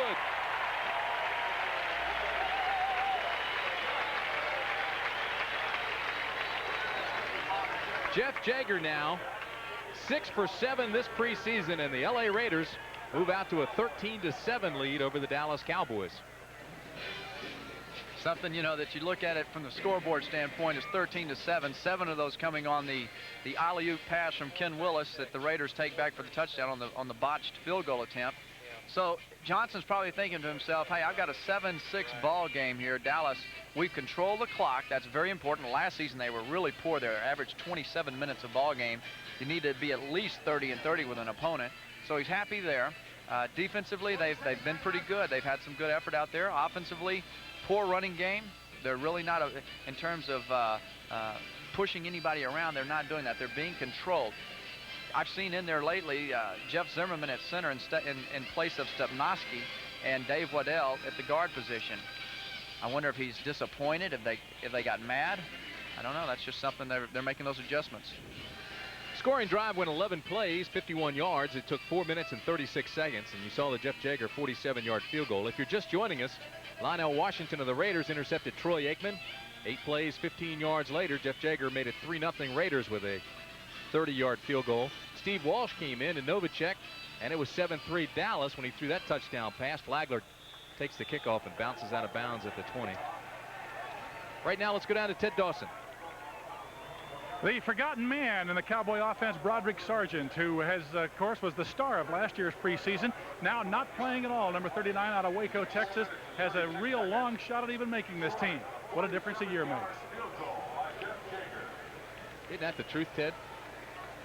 Hey, these guys, Broderick Sargent, I've heard from some coaches, they think he's a very talented ball player. But, I like him. You know, and so does Joe Brodsky, the running back coach. He really likes Broderick, but he hasn't been given that opportunity. I like him a lot. He's hard-nosed. He's a good worker. First down, Dallas. Walsh is the quarterback, steps up in the pocket, throws over the middle, incomplete. It was intended for Flagler. Good coverage by Tom Benson. Green Bay beat New Orleans 27-13. New Orleans got off to an early start this year and played the Raiders. That game was over in England. Cowboys did a nice job on that last play of picking up the Raiders stunt up the middle, the X stunt. And Walsh just hurried the pass a little bit. Flagler had beaten his man to the inside where there was no help. Second down and 10. Harrison Martin, the wideouts for Walsh. Walsh steps up, drills it over the middle, and it's complete to the 37-yard line. And Novacek continuing to have a big day, gain of 16 yards. Novacek, there's so many things that he can do. And when you see there, and when you notice how there's 2 plays in a row that Walsh has had nice protection, you can do a lot of things with the club. Hurry up offense with 2:56 remaining first half. Walsh drifts left, now fires underneath, and it's incomplete. Flagler almost made a great catch on a bad pass. You can tell the respect that the Raiders defense has for Flagler coming out of the backfield. They're doubling him. You'll always find different situations. They'll find a man out of the offensive scheme that's really a threat, and they'll double the guy. So with that in mind, Walsh needs to go find a single receiver. We'll see if he does. Second down and 10 at the 37. Walsh now 8 for 12, 111 yards and a touchdown.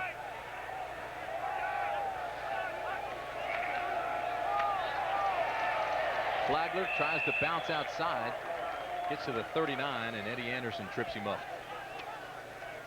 Clock continues to move at 2 minutes and 40 seconds. Flagler's got to be wondering, where's the running lane, guys? It just looks like the Cowboys running game is a notch behind the tempo of the Raider defense. There's not that timing. That just doesn't look smooth. It looks like there's a block made at the line of scrimmage. It opens up briefly, which it always does, and boom, and it closes. There's the ball carrier. McKinnon comes in and joins Martin. Twin receivers, bottom of the screen. At the top is Harris. Third down and 8. Walsh has pressure, throws over the middle, and it's complete. Great catch at midfield, down inside the 45 to the 44-yard line goes Dennis McKinnon, a gain of 16. And the clock stops at 1:58. So that's the 2-minute warning as the Cowboys move into Raider territory. 1:58 remaining first half.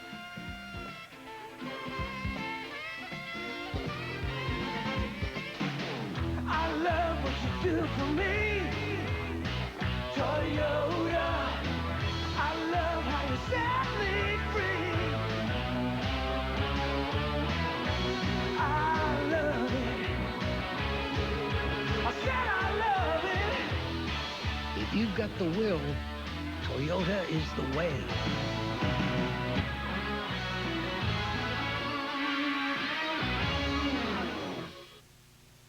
At the Men's Warehouse, you get designer labels and a low price.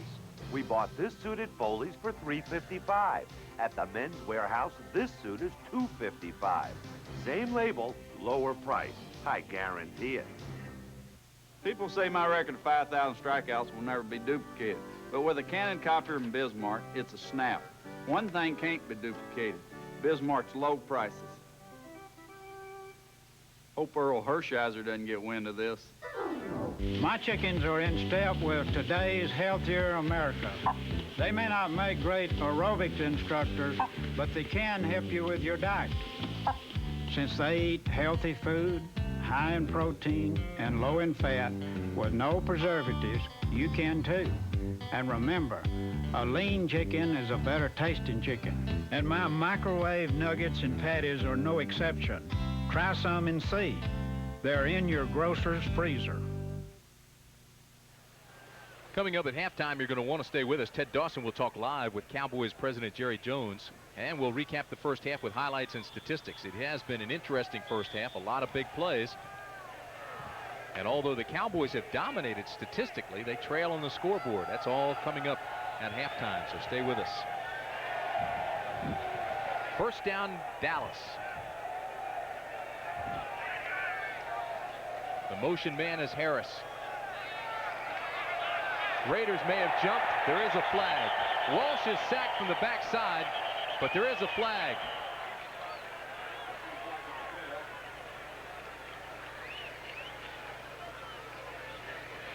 At offsides. Well, we figured that.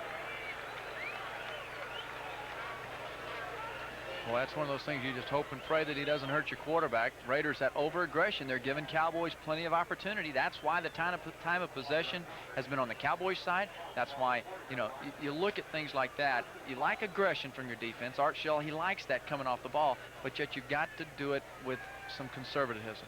Jimerson jumped across the line of scrimmage, came hard. No wonder he got the sack. He now comes out after one play.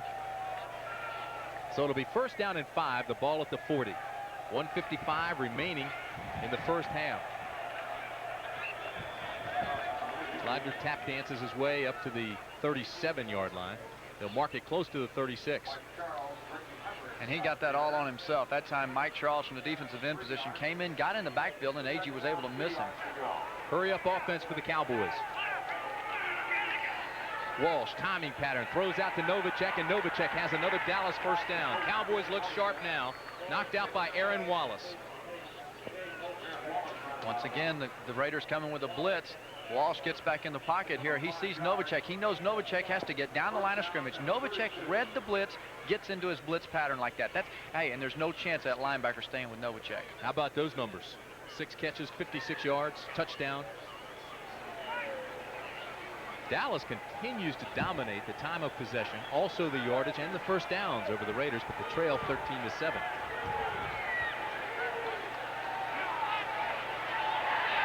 Underneath to A.G., and A.G.'s down to the 29-yard line. Again, it was close to being offsides for the Raiders. No flags.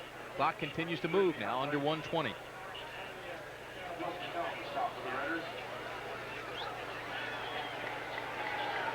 Walsh is becoming a curator of clocks here, working well with the clock. Approaching 1 minute, throws over the middle. Novacek inside the 15 to the 10 to the 5-yard line. Gain of 25, under a minute to play. The clock continues to move. Steve Walsh knows if he takes his ball club to the line of scrimmage, it's going to make it difficult for the Raiders to regroup and run a blitz. Walsh wants a timeout, and he gets it.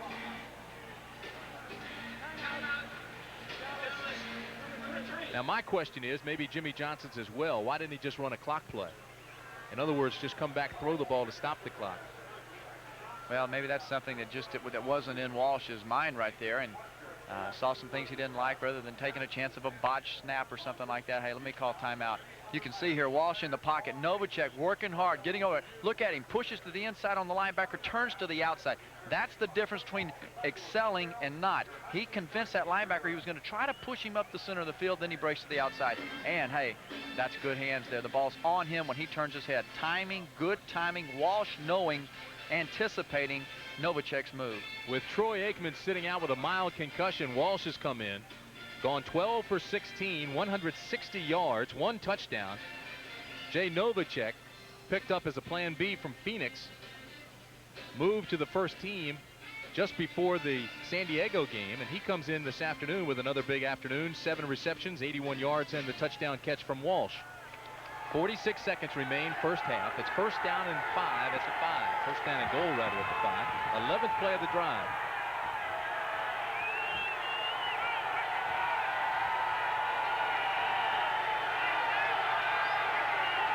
Three-step drop, timing pattern into the corner, incomplete. Intended for Kelvin Martin. Walsh audibles there, feeling like he had a one-on-one situation out there to where he could take advantage of it. Martin was working on the rookie Gary Lewis, 7th round pick out of Alcorn State. Don't forget, operator standing by, 214-579-4800 for the tickets to the Pittsburgh Steelers game next Saturday.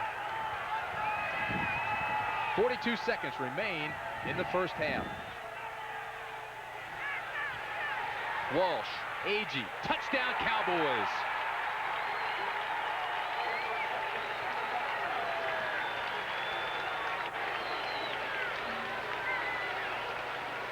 Tommy Agee working there on the rookie Aaron Wallace from Texas A&M.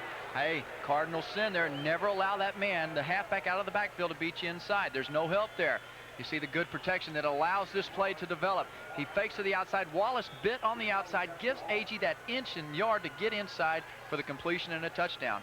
He'll hear about that in the game films. Wallace will learn you cannot allow runners to beat you inside. Extra point by Willis is good.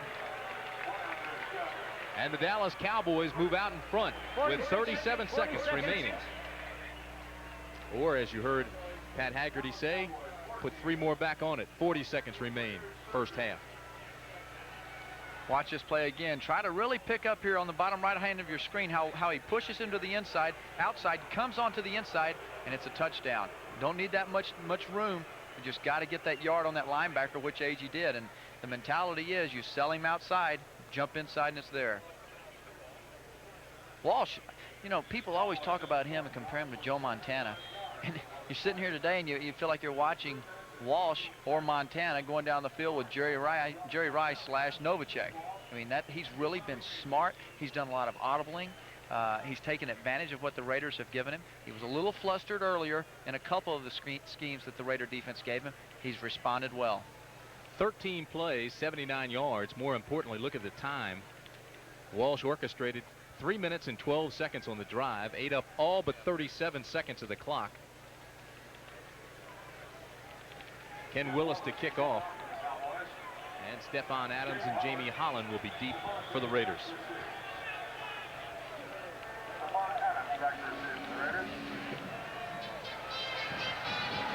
A low kick taken by Adams. Out to the 30, the 32-yard line, and the clock now goes down to 31 seconds. It'll stop there. Boy, has Walsh been sharp. 13 for 17, 165 yards, 2 touchdowns.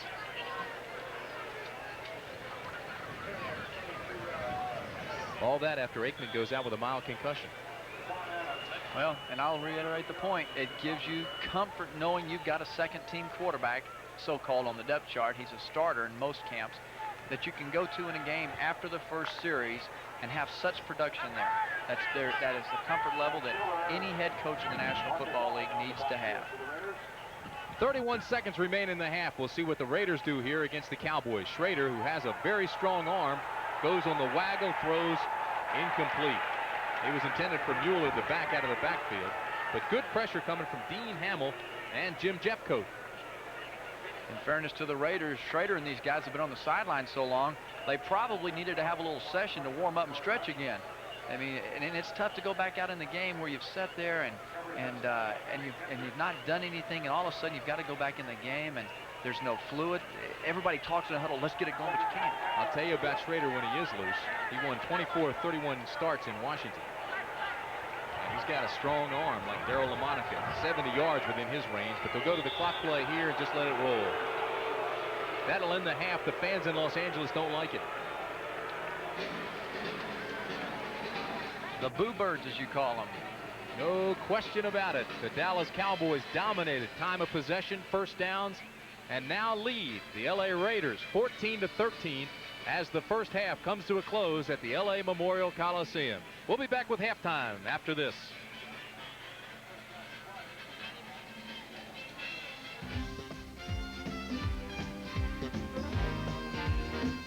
Today's game is being brought to you by First City, Texas. The time for Texas is now. The bank for Texas is First City. By McDonald's. By Coors Light. And by Chevron. Right now, let's go down to Ted Dawson. Ted? Thank you, Tim. Jimmy Johnson, for the second week in a row, your team has played tough. Your first string has played extremely well, but this week you're ahead. Well, the defense has only given up the 2 field goals, and we're experimenting with some deep snappers, and we've had some problems there. And, of course, that's the way we gave them that 1 touchdown, the bad snap on the field goal try. And offensively, we've moved the football. We've gone up and down the field. We've missed a field goal try twice and scored a couple touchdowns. So I'm happy with the way the first units worked. We'll play a lot of players in the second half, though. Jimmy, you've said all along you need another quarterback, that Steve Walsh is important to this team. I guess it proves it today, huh? Well, I've said all along that he's an outstanding player, and I think he's going to be an outstanding player in this league. He puts the ball in the end zone. That's the bottom line. Does it change your mind at all about who the #1 quarterback is here? Oh, no. Troy's the #1 quarterback. He just got a little woozy on that 1 tackle, but they're both doing an outstanding job. I'm really happy that they're both with the Cowboys. Will you play Troy anymore in this game? We've got to see what the doctors say, whether or not we want to look at him the second half or not. We may just hold him out until the Pittsburgh game. Okay, Jimmy Johnson, thank you very much. Cowboys lead here at halftime. We'll be back with a halftime highlight. Stay with us. We'll be right back. Logan Pass, Montana and Old Milwaukee both mean something great to these guys. Logan Pass means trailblazing, exploring the wilderness of Glacier National Park. And Old Milwaukee means a great beer. Cold, crisp Old Milwaukee beer and smooth, golden Old Milwaukee Light. There's nothing like the flavor of a special place, an Old Milwaukee beer. Old Milwaukee and Old Milwaukee Light. Guys, it just doesn't get any better than this.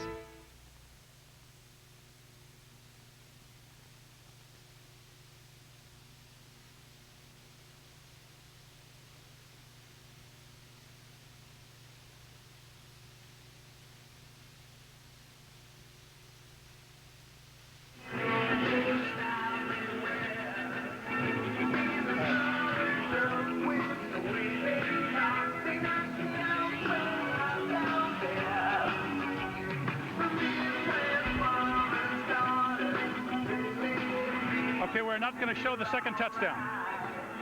Okay.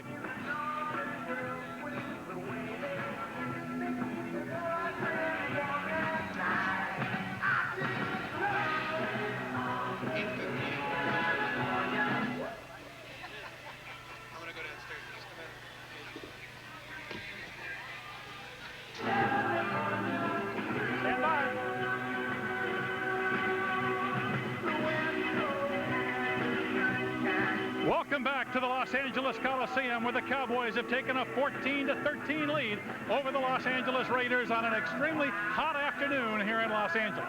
Let's take a look and see how it happened. We pick up the action in the first quarter. Troy Aikman has just been sacked.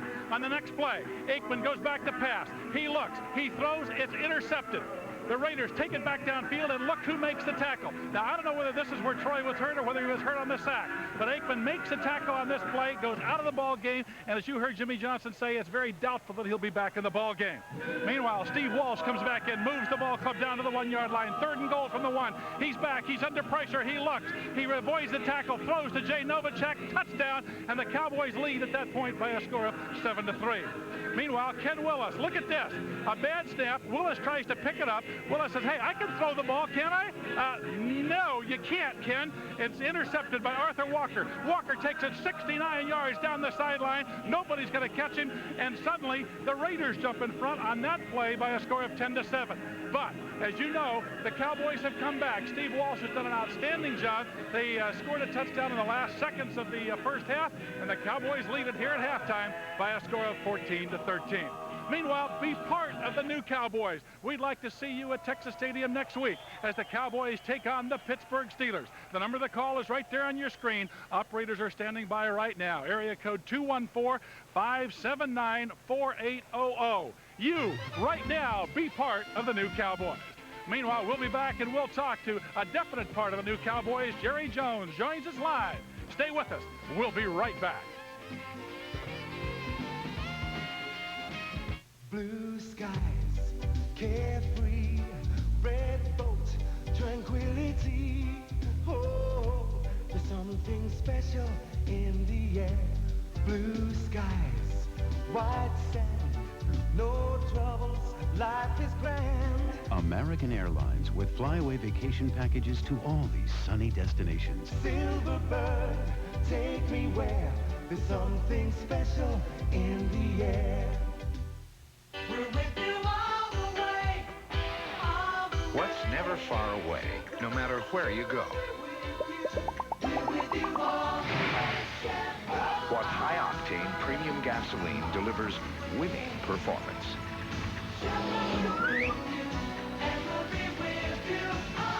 Who can help when that shortcut turns out to be a little too long?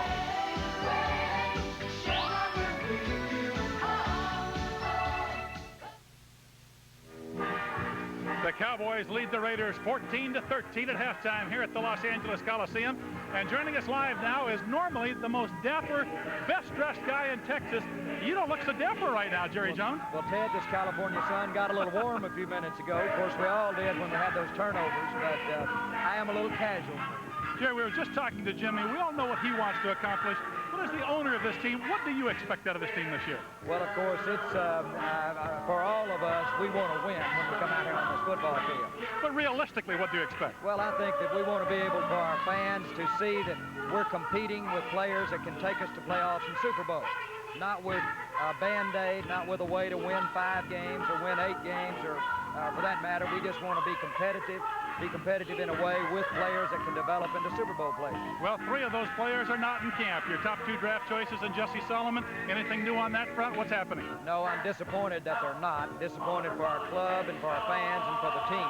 I have a lot of confidence that we can eventually get something worked out. We have got some parameters that we have to adhere to. We've got a lot of picks in the future to build the Dallas Cowboys, and we can't blow it on 1 or 2 this year. Jerry, you told me a week ago that you would not change your offer. Are you still sticking with that? Well, we haven't changed our offer, and that's not in any way to sound like we're being obstinate. It's just that we think we've so fairly represented what these players are worth, where they were drafted, and we think that ought to stick. Jerry, thanks for the visit. Keep the coat off, okay? Thank you, Tim. You'll be down here on the sideline all second half, huh? The weather's wonderful, and I think I'll just stay down now. Okay, Jerry Jones, the owner of the Cowboys, and we'll be back. Tim and Craig will join you. We'll have the second half. Stay with us. A lot more Cowboy Raider action coming up.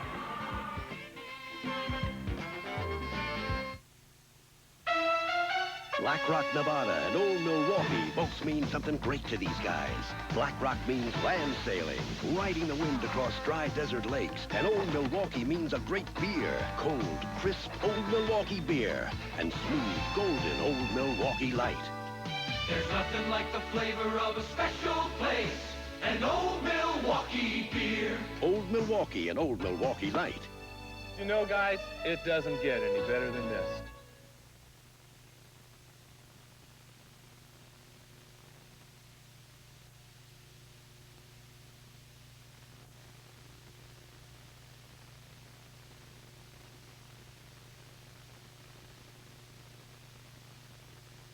Hi.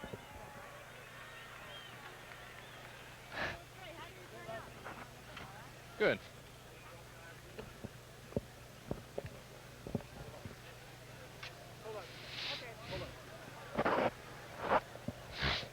Dave, this is Ted. Do you need me for anything?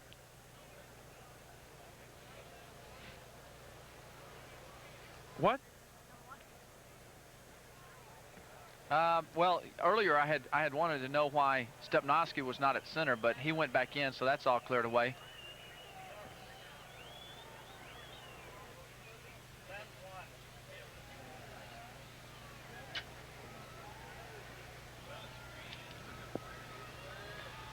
We're at halftime at the LA Memorial Coliseum. Tim Brandt, along with Craig James and Ted Dawson, where the Dallas Cowboys lead the Raiders by 1.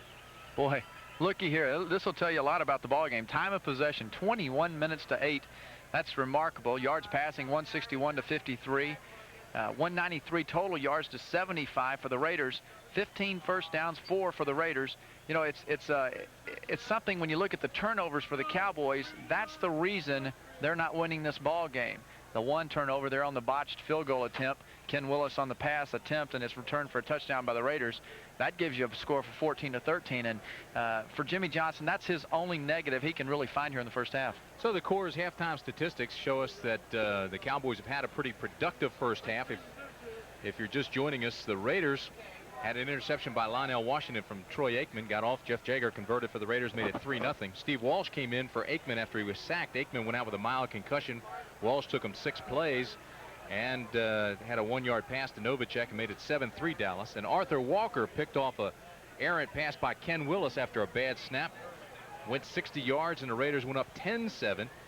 Jager added a 47-yard field goal to make it 13-7 Raiders, and then Walsh brought him right down the field at the end of the first half, hit Agee with the touchdown, and it went 14-13 Cowboys. So it's 14-13. We're at half. The teams are coming back. Stay with us. I love what you do for me, Toyota.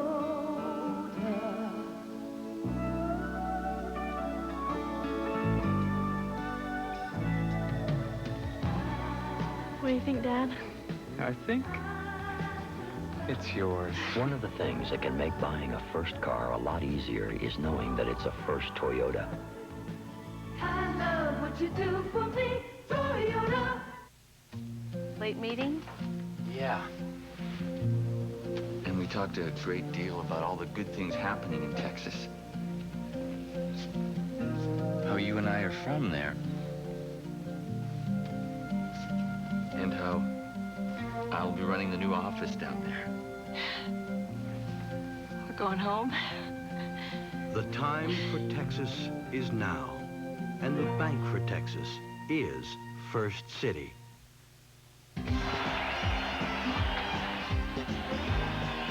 Today's game is being brought to you by your Toyota dealers, by American Airlines, and by Old Milwaukee.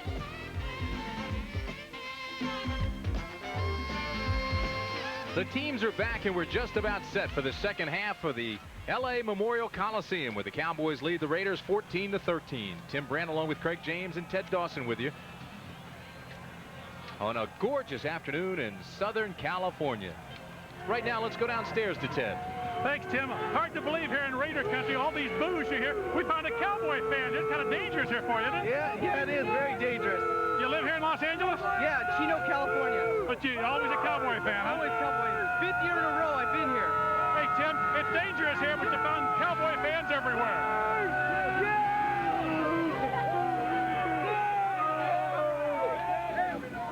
Raiders are supposed to announce whether they're going to move or not by September. Al Davis will make that that decision, but political and legal maneuvering have made things a little bit foggy. Boy, the guy gets $10 million from Irwindale, another $20 million offer the other day from the guys here at the LA Commission. You just wish you could be maybe the carrier of the great news that Davis receives about every 2 or 3 months. He needs out of here. I mean, you look, it's just not the support. Look at Steve Walsh, had a big first half when Troy Aikman went out with the concussion, and it looks like he'll come back and start the second half as well as he warms up on the sidelines. Cowboys lead by 1. Ken Willis will bring out the special teams, and they will be kicking off to the LA Raiders. You heard that Jimmy Johnson mentioned that there were some problems with the long snapper. That's been one of the problems they've had, and have had a battle of long snappers with the Cowboys in preseason camp.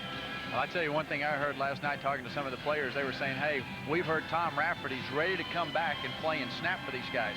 He could do it too. Rafferty could put it on the nose, on the money. He could back up at center and guard and help this team right now. They're hurt up front on the offensive line. It makes sense. It's just not a wild. That makes more sense than bringing Tony Dorsett back. Memorial Coliseum in Los Angeles.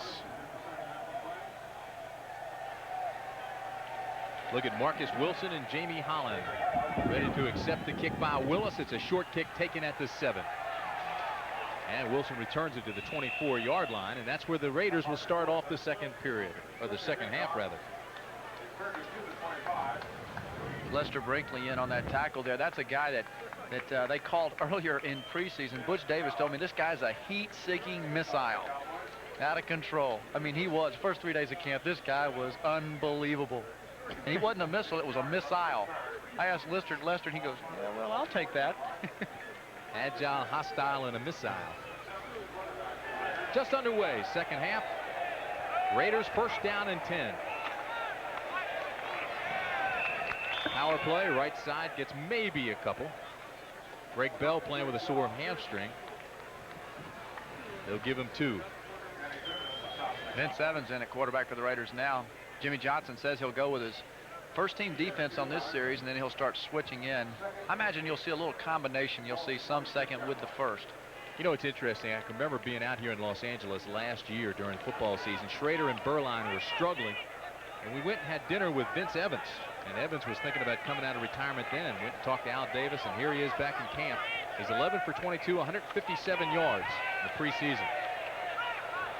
Throws the completion here to Bell, and Bell doesn't get back to the line of scrimmage. As a matter of fact, the Cowboys have great pursuit, and they lose a yard.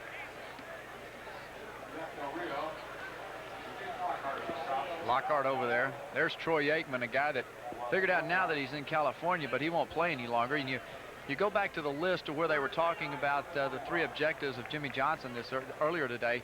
Build on last week's performance. They've done that offensively and defensively. Evaluate the personnel. He'll start to see some more of the players here in the second half and play injury-free. Well, he didn't quite have that happen today with Troy Aikman going down, but it did give him the opportunity to work Steve Walsh. Cowboys start to bring in a lot of players, as they said they would. They go with 6 defensive backs now. 3 wideouts for the Raiders. On 3rd down and long, Evans breaks out of the pocket. He has speed. Vince Evans out to midfield, finally stopped by Manny Hendricks, but not until he gains 24 yards and a first down. Vince Evans will come back in the pocket. Noonan working on a stunt there up the middle with Dean Hamill. Not effective at all. The Raiders pick it up. Comes up. He sees he's got a chance to go downfield. Lets his receivers just run the guys out of the secondary. Does a nice job of holding on to the ball. Manny Hendricks, that strip drill they've worked on all camp, almost got the ball out of Vince Evans' arms. First down Raiders. McCallum in the ball game along with Bell. This is Bell who slips, cuts back, and loses a yard.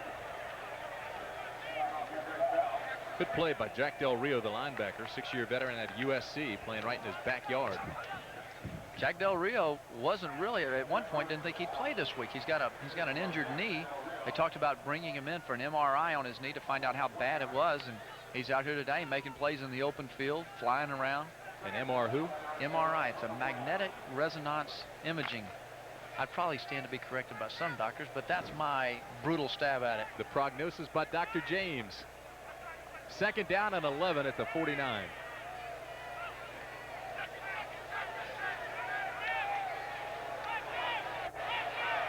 Evans fires over the middle. Incomplete. Intended for Ethan Horton, the tight end. He appeared to have it and dropped it. And the officials called it incomplete. James Washington doing a nice job coming over and putting the wood on him.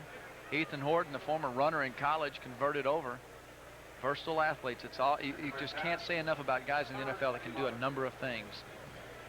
6'2", 210-pounder out of Southern Cal, 11-year veteran, as you mentioned, and he is still as spry and as quick as he ever was. Vance Mueller comes into the ballgame now as the lone setback. The Raiders go to 4 wideouts on 3rd down and 11.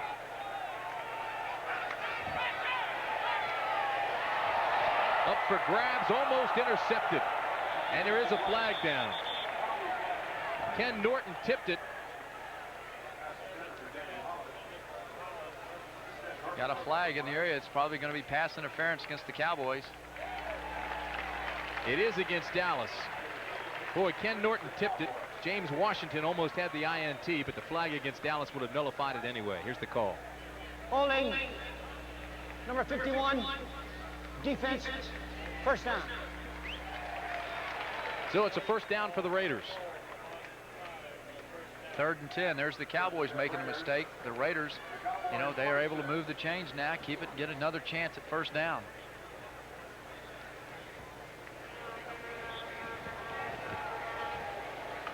Ken Norton, the old UCLA guy, out here in front of a lot of fans. A lot of those Southern Cal folks coming back for this game.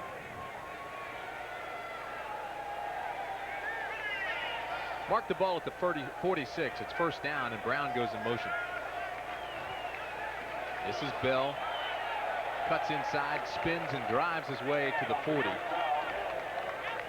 So it's a gain of 5. He now has 6 carries for 18 yards. Cowboys still with that first-team defensive unit in there. Greg Bell, really a nice job there at that time of coming across the formation and allowing his line to set the block up. That's how a guy gets 1,200 yards last year. You're patient. You see it, then you get to it.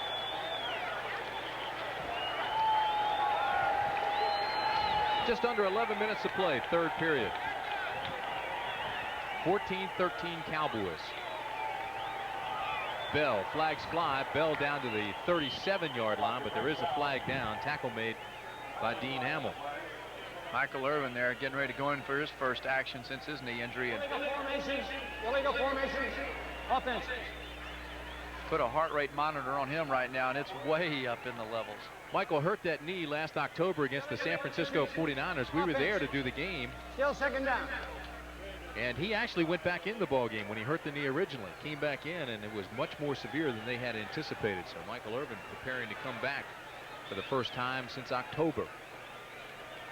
Coming over here, the guards and tackle from backside coming around. Jeffcoat does a nice job of stuffing it up in there. Now, Greg Bell, once again, he waits, allows the defense to open up, and then cuts back up inside.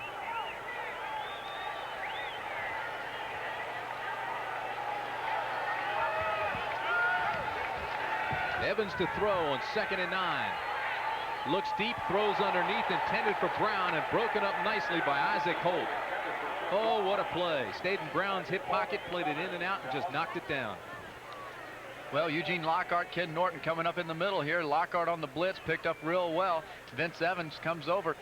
Nice job of closing the gap by Isaac Holt and reaching out.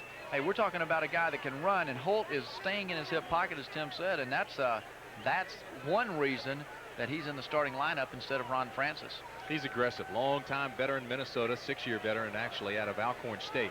You like to have that experience on the corner.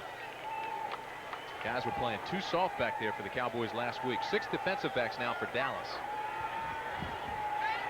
Evans steps up, fires it. It's high and overthrown. Evans was drilled. Stubbs got there. Ken Norton got there. And Evans paid the price. They're going to have to pass the aspirin bottle over to Vince Evans now because Ken Norton is staying. His job was to block Vance Mueller, or to cover him. Mueller blocks, so Norton blitzes on inside, and that's why he busted him in the jaw. Norton, his man blocks. Instead of having to cover, you've got an extra rusher.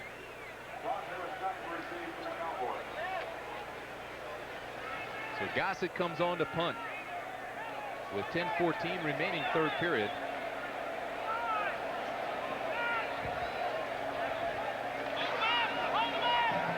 Gossett goes for the corner. It's a low pooch punt that'll go inside the 10 and roll out at the 7. Nobody does it better than Gossett when it comes to that kind of punting. 10:07 remaining, third period. After a 38-yard punt, we'll be back after this message from First City.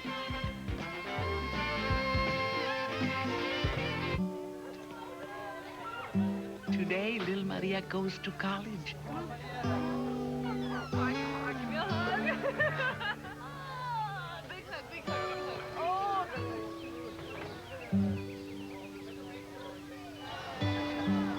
Maria, do not think where you are leaving. Think where you are going. The time for Texas is now, and the bank for Texas is First City.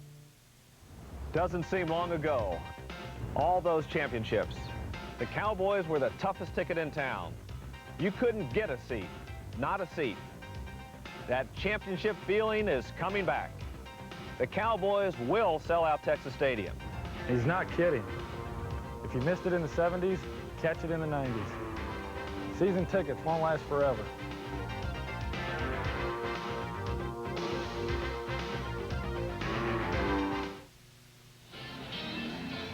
So the quarterbacks tell you it's for the championship of Texas, the Governor's Cup, and bragging rights for the rest of the year. Only one way to see it in person. The Cowboys and Oilers wage war Saturday, September 1st, Texas Stadium. And this is your last chance to catch the best of Texas. For ticket information, call 214-579-4800. Operators are standing by. If you get a busy signal, please keep trying. These Cowboys are vastly improved. What a disadvantage for the Cowboys over there. These guys are standing on the sideline, and a bunch of the guys before the game were talking about the Raider cheerleaders. I said, guys, you better start concentrating on a football game. They thought, how can we do that with these guys? Al Davis, I'm sure he puts them over there on purpose. They'll probably we'll see some guys coming in and out now of the offensive unit. Keith Jennings will be in at tight end, and Keith Jennings is a guy that really needs to have something happen. James Dixon in the ball game now. Michael Irvin, as we mentioned, is in the game along with Keith Jennings, the second-year veteran out of Clemson. First down and 10 at the 7-yard line. Walsh back at his own goal line, throws underneath, has the completion out to the 10. Lorenzo Hampton. Let's go down to Ted. Thank you, Tim. Lorenzo Hampton, this is a crucial half of football for him. Jimmy Johnson's going to select his running back this afternoon. With Emmitt Smith not here, it's either going to be Flagler or Hampton. Hampton's got to do at least as well or better than Flagler in the first half if he's got a chance to start on this team. All right, Ted, we'll keep an eye on that. 9:20 remaining in the third period. Flagler and Hampton. Right now, Flagler has 8 carries, 11 yards. Again, it's Lorenzo Hampton, bangs his way on the left side, gets back to the line of scrimmage, maybe got a yard, ran smack in to Darren Jordan and Ricky Ellison. And if in case that is the fact between Hampton and Flagler, the long kickoff return by Flagler certainly will help his chances. That's something Lorenzo Hampton is going to have to overcompensate with in his running game. Talk about their styles or contrasting styles. Well, I consider them both really open field players. They need to catch the ball in the open field. They're not guys that's going to slam it up in there and get you 4, 5, or 6. I mean, he did it there, but I don't consider them bulldozer runners. Out of the shotgun, Walsh is faced with 3rd down and 6. Has the completion to Dixon, and Dixon has a Cowboy first down at the 22. Going into camp, the Cowboys' strength really was wide receiver. They had a lot of people over there. James Dixon's one of those guys out here. Watch how he comes down, works up the field. He'll give himself some separation and then come across the middle. There's that zone and pocket underneath. Steve Walsh read it, and Dixon's there, wrapping the ball up. He's already had one fumble. You know he doesn't want to have another one. Streeter and Cormier made the tackle for the Raiders. It'll be first down now at the 23. Again, Walsh has a completion. This time, it's to Johnston, and Johnston is nailed at the 35. It'll be another Cowboy first down. What a hit by Aaron Wallace. Darrell Johnston out of the backfield. He's going to come to the right side. Walsh is pressured a little bit from the inside, comes out, throws to him. Darrell Johnston has heard Joe Brodsky in training camp say, do not go out of bounds. You get north and south. There's no reason for you to run out of there. Well, he opted to go up the field, and he paid the price, but he gained some respect from his coach. Actually, the Wallace hit was on a blocker, not on the ball carrier. Ball at the 35. Walsh moves him effectively.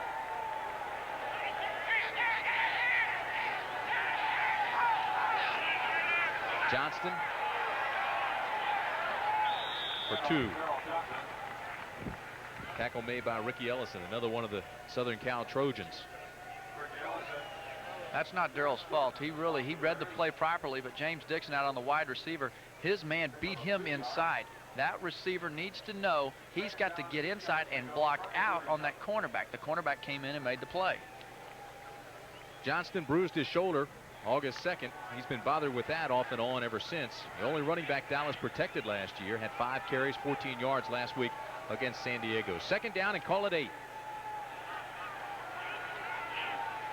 Play action. Walsh now looks deep and has a man. Incomplete. Thrown behind James Dixon. And he had come free. James Dixon, Walsh will dream about that, have nightmares for a long time, because that was a nice, well-executed play. People picked everybody up. Walsh steps up in the pocket and just doesn't throw the ball well. That to me is his first big mistake today.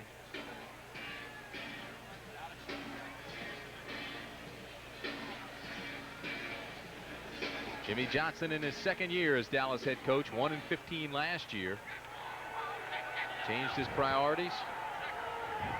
Not taking the wins as importantly here in the preseason as much as evaluations. Third down and 8. This one thrown high Again, it was intended for James Dixon, but overthrown.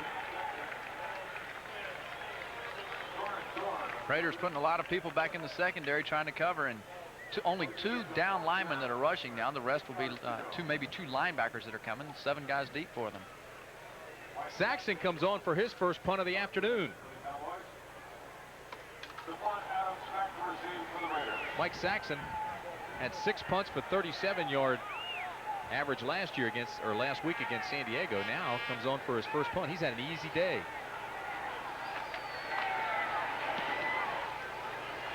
High wobbly kick. Good hang time. Hits at the 24-yard line. Gets a Cowboy bounce and goes inside the 20 to the 19. So with 6:02 remaining third period after a 45-yard punt by Saxon, it'll be first down Raiders. It's 14-13 Cowboys. I can feel a difference. They must have improved the power. Automobile Magazine calls it the best compact van you can buy. We call it the all-new Previa. It's here. It's gray. It's a Toyota. And it's like nothing you've ever seen. I can get up, move around, even walk through it. I didn't expect so much room in a family car. The all-new Previa. It's here. It's a Toyota. It was beautiful. And it's like nothing you've ever seen. We're with you all the way. What do you reach for when your cash flow suddenly runs dry? Where do you go when life on the fast track gets a little messy?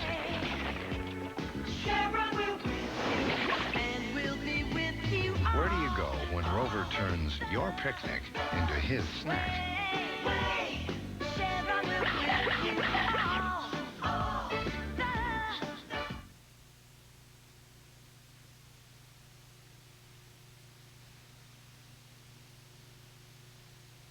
Great, thank you. Oops, bad hands. Here, I'll trade it in. Hello, Brenda. How you doing?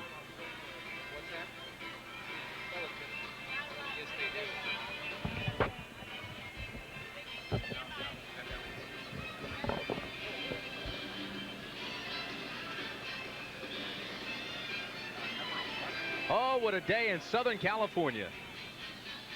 Sunny skies, clear visibility, and they're having fun. Athletes are spoiled out here. I mean, you know, when you have to play on the East Coast on the hard frozen AstroTurf, and you come out here and you see these guys enjoying the sunshine and the grass field. Make a man out of you.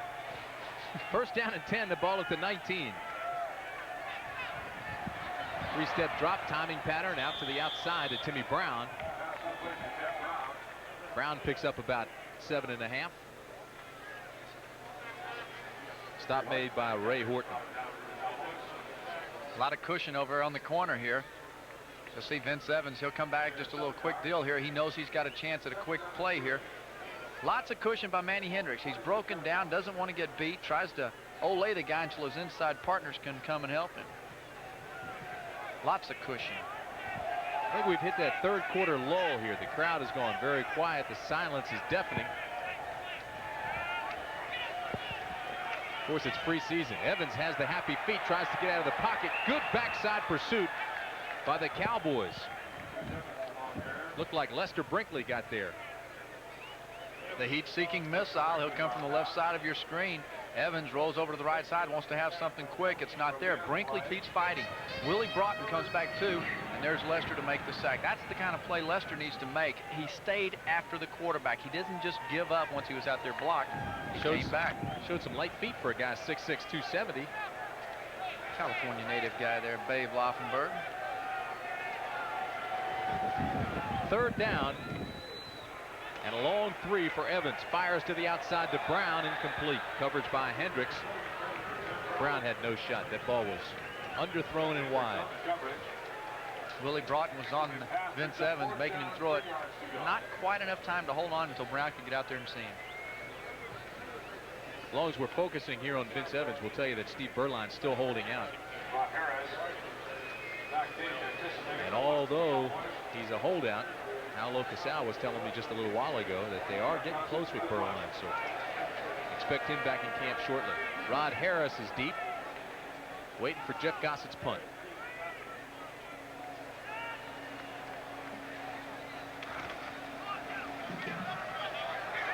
Gossett shanks this one. It's a short one, hits on the 49, gets a Raider roll, and Harris downs it at the 37. So a 36-yard punt. No return, and Ethan Horton gets credit for the tackle. Tempers begin to flare. They're as hot here as the weather, and flags fly. Nice job of Rod Harris coming up, just stopping the roll of the ball. How many times have you seen a football roll down the field 15 yards? You sit at home and you scream, get on the ball. You know, that's something you...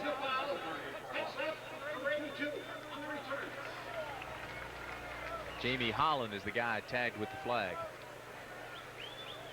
We had two separate piles out there wanting to scuff it up a little bit. They've been watching the baseball highlights lately. 82, head slap, TV timeout. 4:08 remaining third period. The score remains the same. Dallas 14. LA Raiders 13.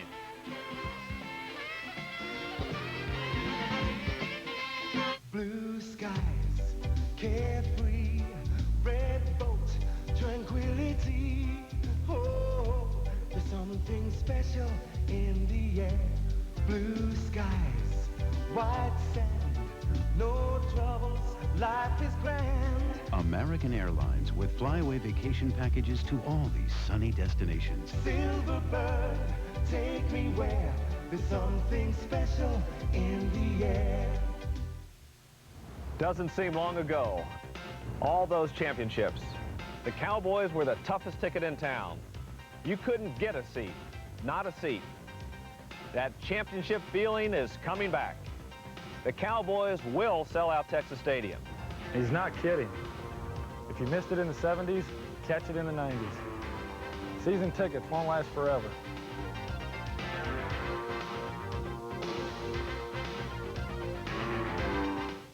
At the Men's Warehouse, you get designer labels and a low price. We bought this suit at Foley's for $3.55. At the Men's Warehouse, this suit is $2.55. Same label, lower price. I guarantee it. People say my record of 5,000 strikeouts will never be duplicated. But with a Cannon, Copper, and Bismarck, it's a snap. One thing can't be duplicated: Bismarck's low prices. Hope Earl Hershiser doesn't get wind of this. Babe Laufenberg, featured in a couple of national articles this week, says he's not happy necessarily being a third-string quarterback. After 6 years, he says he wants to be a star, believes he can be a star. Well, let's find out. He's going to get his chance to play a lot this afternoon. The Babe was 4 for 7 last week against San Diego, 68 yards, ran for a touchdown. Sometimes his wit is quicker than his release. We said that last week. He's a journeyman, but boy, he makes things happen a lot of times in preseason. Lorenzo Hampton struggles up across the 45 to the 44-yard line. You know, when Babe was in Washington, they loved him. I mean, he came in and just lit up the scoreboard during preseason and never played during the regular season. Babe has been very effective. I thought during camp at Austin, where the Cowboys were earlier, he was the most productive quarterback in the camp. Offside. Defense. Number 69. Still first down. Arthur Walker tagged with being offsides. Craig and I will announce the First City Texas player of the game at the conclusion of this afternoon's telecast, so stay with us. You know, when Babe left Washington, they cheered, not because they wanted him to leave, but because they loved him. They knew he was going to finally get a shot. Went out to San Diego, actually started for a while, and now here he is in Dallas and doing quite a good job here. Jimmy Johnson thinks the world of him. First down and 5, the ball at the 42. Laufenberg, backside pressure, and the Babe goes down at midfield.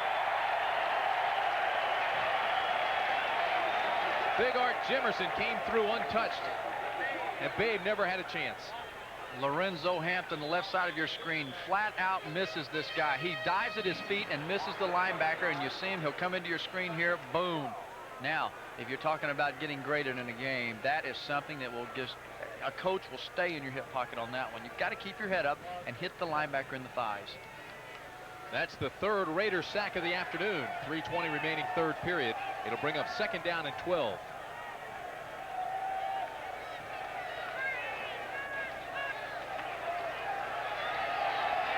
Laufenberg. He was intended for Johnston, was not even close, and you have to believe that Babe was still feeling the effects of that sack. He had his head on a swivel and stepped up in the pocket and released it before he was ready. Cole coming off the bench. There's a tempo established already on the field. Takes you a little while to get into the groove. Lorenzo Hampton, he'll have to overcome that. You know, a player, he'll have that on his mind. Some players can never overcome a bad play like that because they know they really messed up. Dallas 14, the Raiders 13. 3:06 remaining third period. 6 defensive backs now for LA. Shotgun formation on 3rd down and 12 for the Cowboys.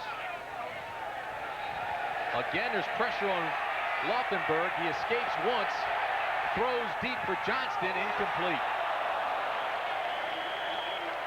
And Babe gets a ride out of bounds.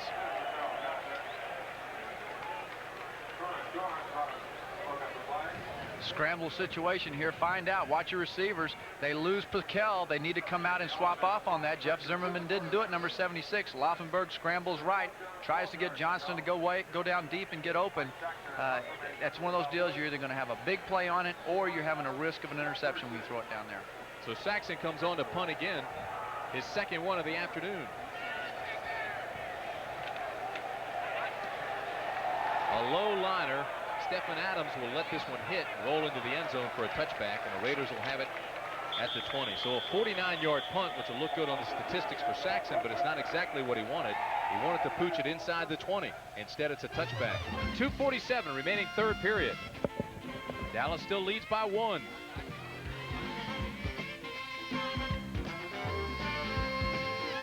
You know, I bought my Toyota Camry because 3 separate mechanics, Fred, Jeff, and Kevin, told me the Camry was a really reliable car.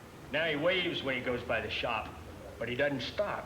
Can't believe you told him to buy such a reliable car. They were right. My Camry's been really dependable. I didn't tell him to buy one. I said they were reliable. You did too. He'll never see me again. No use crying over spilled milk. I love what you do for me, Toyota. Doesn't seem long ago. All those championships. The Cowboys were the toughest ticket in town. You couldn't get a seat, not a seat. That championship feeling is coming back. The Cowboys will sell out Texas Stadium. He's not kidding. If you missed it in the 70s, catch it in the 90s. Season tickets won't last forever.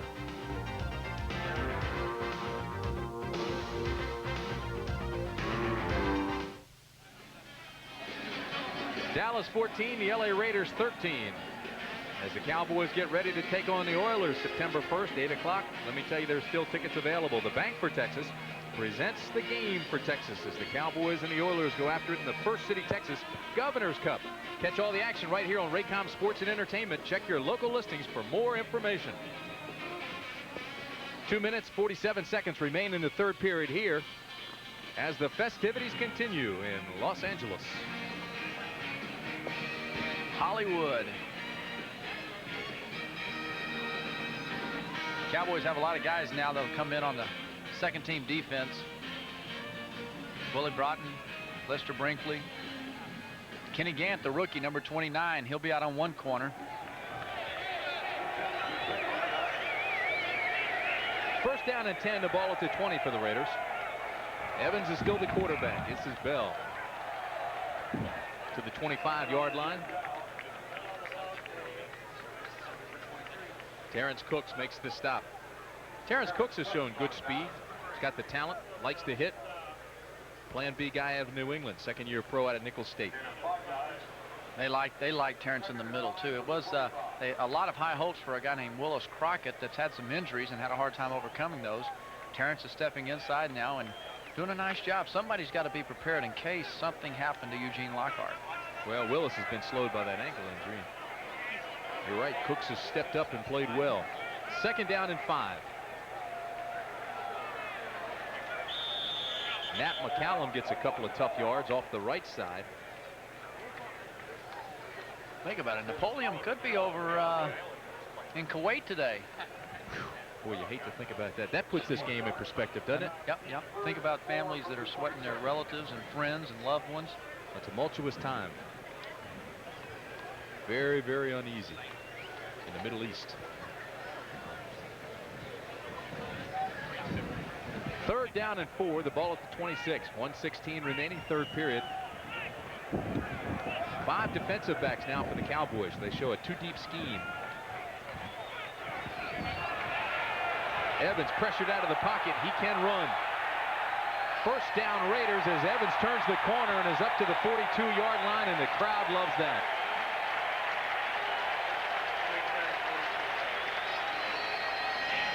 A gain of 16 yards for Vince Evans. He now has 3 for 42 yards. Finally run out by Randy Shannon. Raiders doing a nice job of picking everybody up, really just pushing around. Walter Johnson from behind almost comes in and has a chance. Randy Shannon there, you see him trying to go, and then Vince Evans puts the high step on him. Shows a little bit of the, you know, there's some world-class sprinters on this team, guys. Don't forget about the old guy. Anytime a quarterback doesn't just give himself up and run out of bounds, the crowd loves it. He turned the corner, tried to get the extra yard. It'll bring up 1st down now for the Raiders.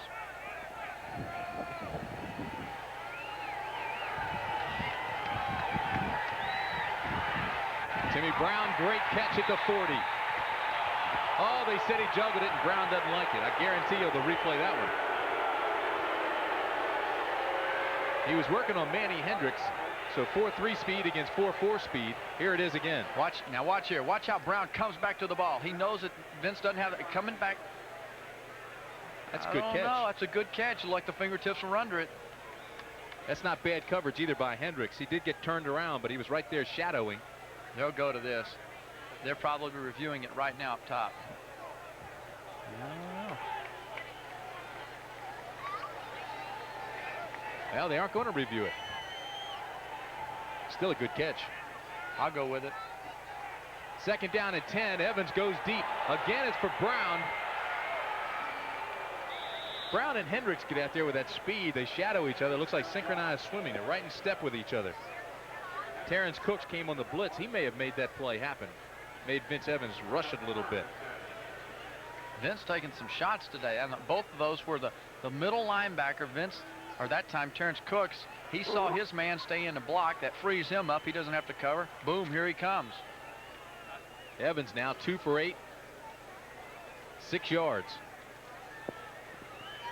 You talk about guys being in shape. Manny Hendricks just sprinted 55, 60 yards. He's just now getting back over to the corner to go out and cover now. Probably a fresh wide receiver.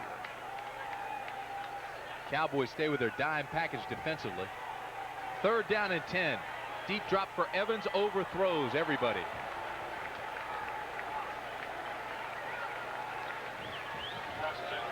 It was intended for Keith McDonald, and it wasn't even close. Vince just not real sharp throwing the ball. More effective when he takes out of the pocket running. So Gossett comes on once again. He'll be standing at the 27-yard line. He'll be kicking to Rod Harris. 23 seconds remain in the 3rd period.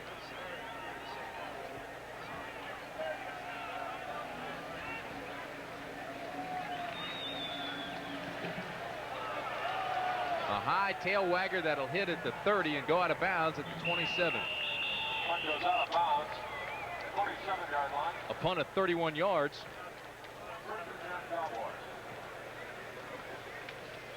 So 16 seconds remain.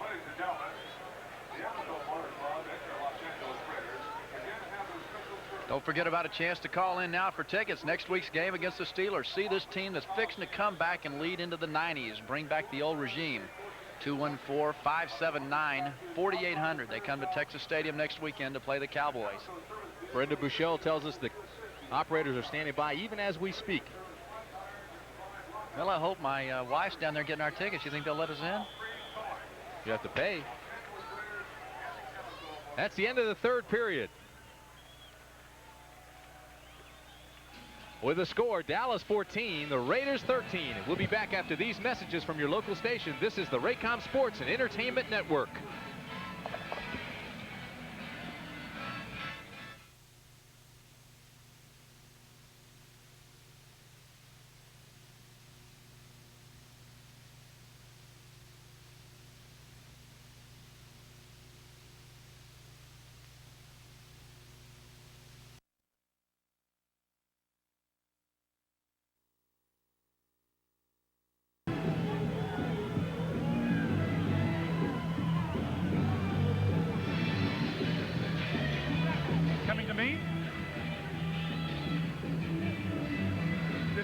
14, 13, 12, 11.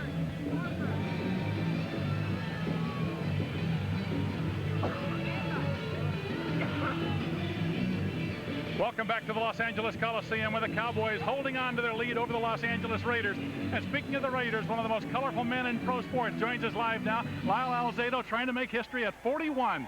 You going to be able to come back and play defensive line? Well, I think so. I went to camp for the first 3 weeks, and I felt I did pretty well. Coaches believed I still had the strength and power and speed coming off the line of scrimmage that I could still play. I have this little knee problem at the moment, and we'll see what happens when I believe I'll be able to play next week. I just have to wait and see.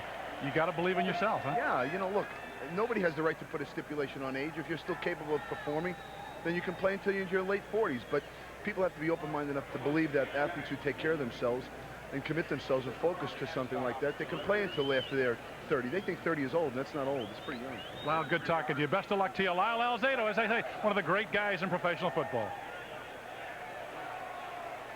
Watched him the other night. Maria Shriver had a nice piece on him. Boy, he kind of did some work in the offseason. I hate to come back and have that arthroscopic knee surgery, which he had. Lyle Alzado, and it looks like they're going to keep him as well in this lineup. 2nd down and 7 after the completion to Keith Jennings. 14-15 remaining in the ball game.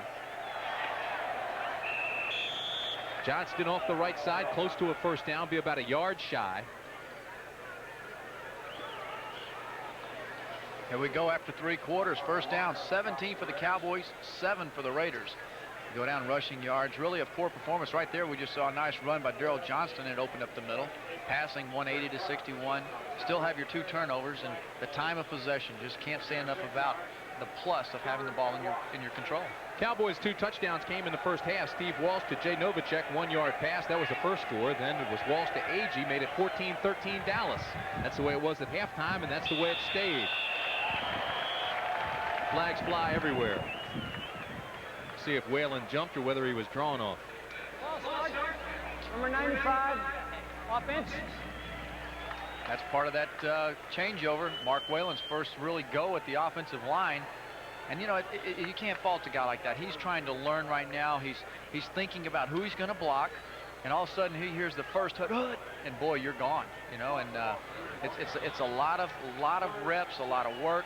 But the Cowboys, Jimmy Johnson told me, I want to keep this guy. Why go out and try for somebody else to make the offensive line? We like Mark Whalen. He's got a great attitude. It's been a tough camp. He had blisters on his feet. He's coming back from knee surgery. They move him from left tackle on the defense over to offense. 6 defensive backs now for the Raiders on 3rd and 6 for Dallas. Incomplete, almost picked off, intended for Jennings, but Ron Brown was there and couldn't hold on defensively. Keith Jennings, we talked about how he needed to play well. He caught a ball earlier on when Lyle Alzado was talking. Ron Brown just had enough speed to converge on that. He had a good look at Ron Brown, who signed this past spring as a Plan B free agent. He's out of Arizona State. And Babe just hadn't had the rhythm since he was hit hard from behind. Stephon Adams now waiting for Mike Saxon's punt. Saxon fakes and looks for help, and Saxon's going to have a Dallas first down. Saxon all the way up to the 44-yard line, and there is a flag, and it's going to be against the Cowboys. A gain of 14 will be nullified. It'll be holding against Dallas. Dave Harper was beaten, well, not beaten. He realized that Saxon was scrambling to the right side, and he just literally reaches out and pulls his guy to the ground, and unfortunately in front of the referee. Let's go down to Pat Haggerty. Holding. Offense. 10-yard penalty. Still 4th down. Watch here, right here on your screen. Whoops. Pulls him down. You don't want to do that when you're in front of the old ref. That's a rookie, though, and he's probably thinking, hey, I didn't mess up. That wasn't my fault. I didn't realize Saxon was going to run around the right side. Saxon, a 6-year veteran out of San Diego State, will line up and kick again. You saw some of that long-time experience as he tucked it away after he bobbled a snap. Stephon Adams now standing at the 37. So the Raiders stand to get good field position here with 12:48 remaining in the game. Boy, Saxon gets off a good one this time. Adams all the way back to the 25. Good coverage, and Billy Bates gets the hit. Bates will be tough to keep off the line, I'll tell you that. 54-yard punt, a return of 13. Billy Bates gets credit for the tackle, and the score remains the same. We'll be back after this from First City, Texas.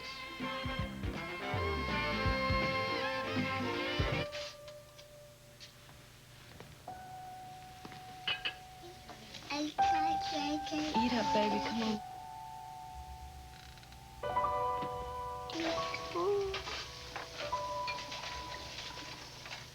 Where you going, Daddy?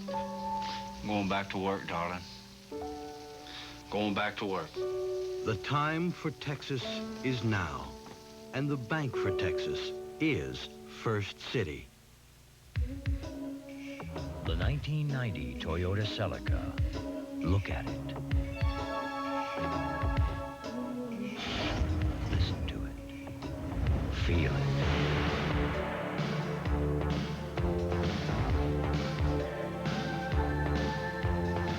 The all-new Toyota Celica. You'll love what it does to all your senses.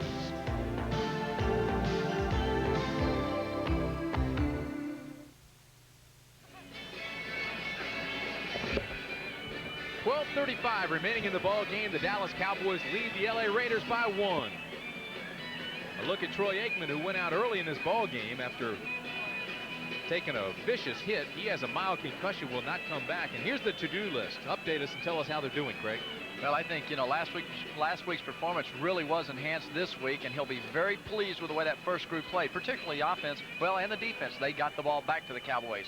The younger guys, the personnel, you know, that's something that you have to really go in and fine-tune when you watch the film, the game film, some certain situations they were put in. And then the injury. You know, we talked about Troy going out after the first series. That's their injury today. And, you know, it's fortunate that it's not a bad, really long injury that he has.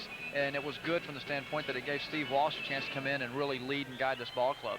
Walsh has been sensational coming in for Aikman, as you mentioned. How about Flagler? He gets a start today, has a big return that set up a score. Smith comes into the ball game along with Vance Mueller now. Stephon Adams and Holland are out wide for Evans. Almost picked off. Oh, my. David Howard was right there, and it went through his hands, and he'd love to have that one back. That was a great opportunity to pick off that man's pass. Vince Evans would like to have it back. David Howard will have dreams about that one for a few days. Evans comes back in the pocket. Good job of bunching up the rush from the inside. They push around the outside there, Brinkley, and then I don't know who was supposed to have been there. You know, maybe there's a mix-up. Maybe Stephon Adams was supposed to have been there. You think Howard won't take some grief in film session when they look at that? The guys will get all over him. Great hands, David Howard. Really is a player, though. Evans fires this one, has the completion. That's Stephon Adams, goes out of bounds. Up near midfield, to mark it at the 48, a gain of 12, and it will be enough for the first down. Watch Evans. Stephon Adams, a converted defensive back this year to wide receiver. He comes out of the break, squares out of the break to the sideline, and watches the ball in. Hey, you know, Mark Whalen and some of these guys, well, Mark Whalen for the Cowboys that switched over to offense, take a little pride right there knowing that maybe I can do it too. That was a nice play by Adams. Adams was working on Gant. Gant, of course, the 9th round draft pick out of Albany State. He's got 4.3 speed. Jimmy Johnson, Dick Nolan, they really like him, but he was playing soft that time. First down at the 49.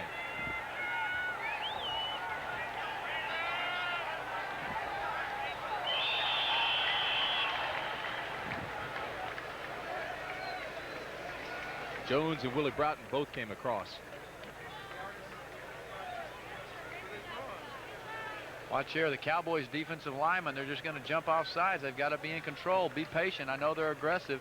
That time Jimmy Jones is the first to come across. Willie Broughton, he follows, but you know, that's that rookie again, that rookie enthusiasm out there. You got to temper it. Defense, still first down. The only Raider score this afternoon, Arthur Walker picked off a Ken Willis pass. Say, what was Willis doing passing? Well, it was a poor snap. Willis tried to throw it to Novacek. And Walker picked it off, returned it 60 yards for a LA touchdown. Besides that, Jager has 2 field goals, and that's it. 14-13, Dallas. Evans pumps and fires to the opposite side, and it's incomplete. Jamie Holland made the catch. But Mike Carey, the side judge, said he was bobbling it as he went out of bounds, and it's incomplete. Hendricks does a nice job here at the end of the play of pushing him out of bounds, not allowing Holland to really gain control. Evans got a little pressure, no good coverage to the left side, scrambles right. Holland's there, and just as he gets the ball in his hands, Manny Hendricks does a nice job putting his hand in there and trying to break it up. Another shot of it. You see Evans, he's wanting to run again, but this time Vincent Smith was there to cover him. So it'll be 2nd down and 5. Jimmy Johnson continues to shuffle a lot of players in and out of the lineup. Again, the Cowboys jump. Evans takes it right up the middle, breaks a couple of tackles to the 30 and down to the 27-yard line. Vince Evans.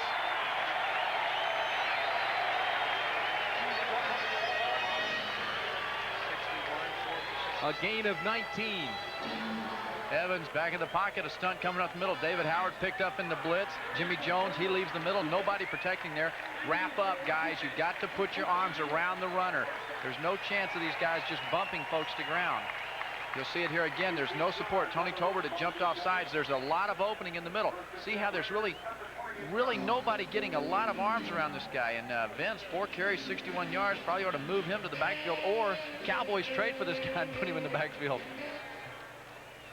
He's an 11-year veteran, too. Geriatric playing quarterback. No, Vince Evans is a good friend. We went to dinner out here in Los Angeles, and he was talking about what great shape he was in. Evans fires this one, has the completion. And Jamie Holland carries it down to the 18-yard line, and again there are flags down. This looks like it could be a face mask. Defense. Vincent Smith and Manny Hendricks are there. The face mask penalty will be against the Cowboys, and the Raiders now move way down in Dallas territory. Jimmy Johnson really jumped on his second unit this week during practice. He said, guys, you're not performing. It's a disgrace. Defense, number 45, first down. You've got a lot of guys in there right now, second teamers. The majority are second teamers out there now. And like last week against San Diego, where their offense just cut through the Cowboy defense. It's happening again here right now.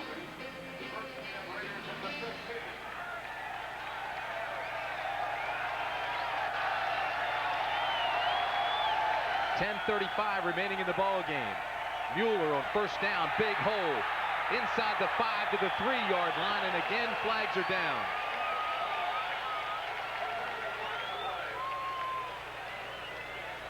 Jimmy Jones says this one is against Los Angeles. And Jimmy Johnson rolling his sleeves up, wanting a little of it. Coming across, left guard, right tackle. Look at the big lane up in the inside there. Mueller does a nice job of getting up into it and running. But the mistakes again. Raiders have really hurt themselves today with all the penalties. Todd Pete is the guy that's called for holding, so it'll be first down and 20. The ball marked at the 25. 10:15 now remaining in the ball game. Cowboys trying to hold on for the first preseason win of the 1990 preseason. 14-13.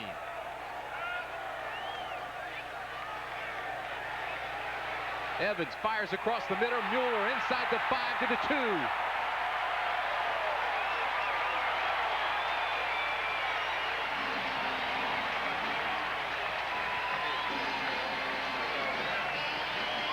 A lot of time on this play here, 4 or 5 seconds, 23-yard completion. Good protection inside there. Mueller has a lot of time himself to find the open pocket in the middle of the field. Ray Horton comes up and makes the play there. As you can see here, Vance Mueller's got plenty of time. There's nobody in the inside. That has to be a breakdown in coverage because Ray Horton's too deep and over to the other side. That's not his man. That's a breakdown.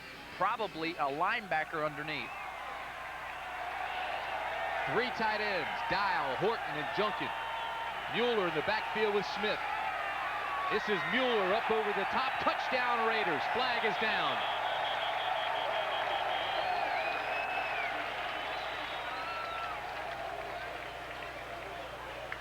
And it's holding against Los Angeles. Bring it back. Raider football at its best. Go down with a big play, negate it with a bad play. Mueller does a nice job getting up. A good athlete. This guy can really run. Number 84, offense, Still first down. Number 84 is two-year pro Mike Dial out of Texas A&I. He was a free agent in 1988.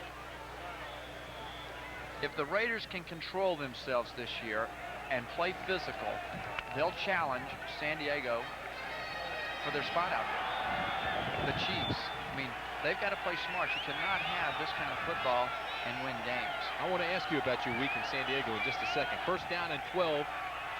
This is Evans, looks left, throws that way, has a man, and Adams can't hold on. Stephon Adams had come open in the flat. I was curious to find out how practice sessions went this week, because the Cowboys lost to San Diego and then they had to go out and face them at practice. The first day out Monday, they had a more physical practice than the game was. It was unbelievable. I sat on the sideline and said, gee, am I glad I'm out of this game. I mean, literally guys flying around, busting each other. And players were a little bit disgruntled, to say the least, when they went off the field, but it was a very, very physical day.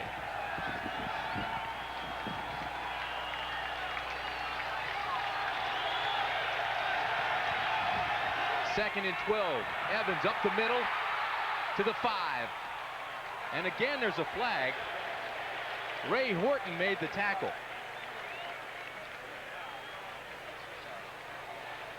Well, a couple of Cowboys clapping, thinking it's going in. I thought might have been a late hit. There was a potential clip there.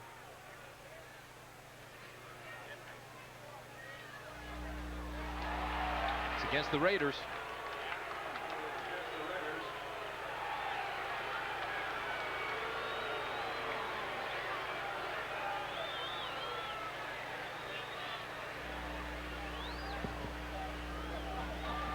He'll use hand number 44 offense.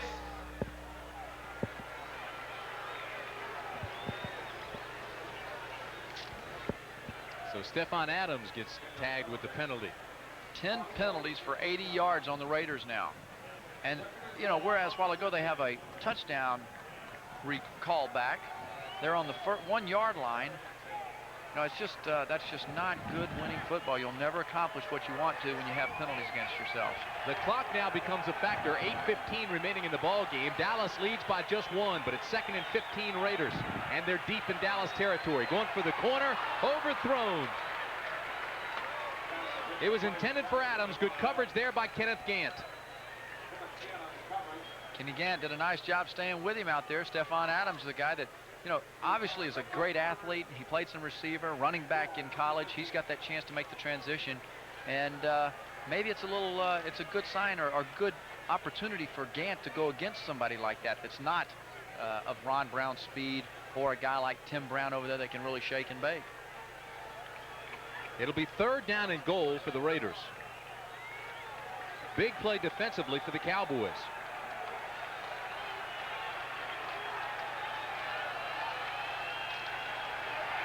Cowboys with the blitz. Evans in trouble. Throws to the corner and overthrows it. Intended for Mueller.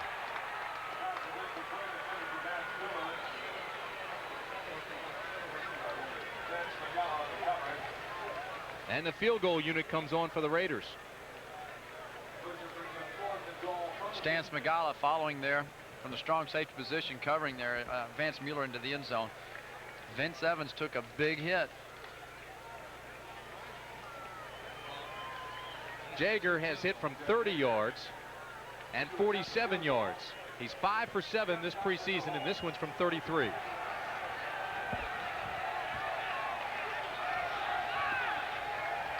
It's long enough, and it's good.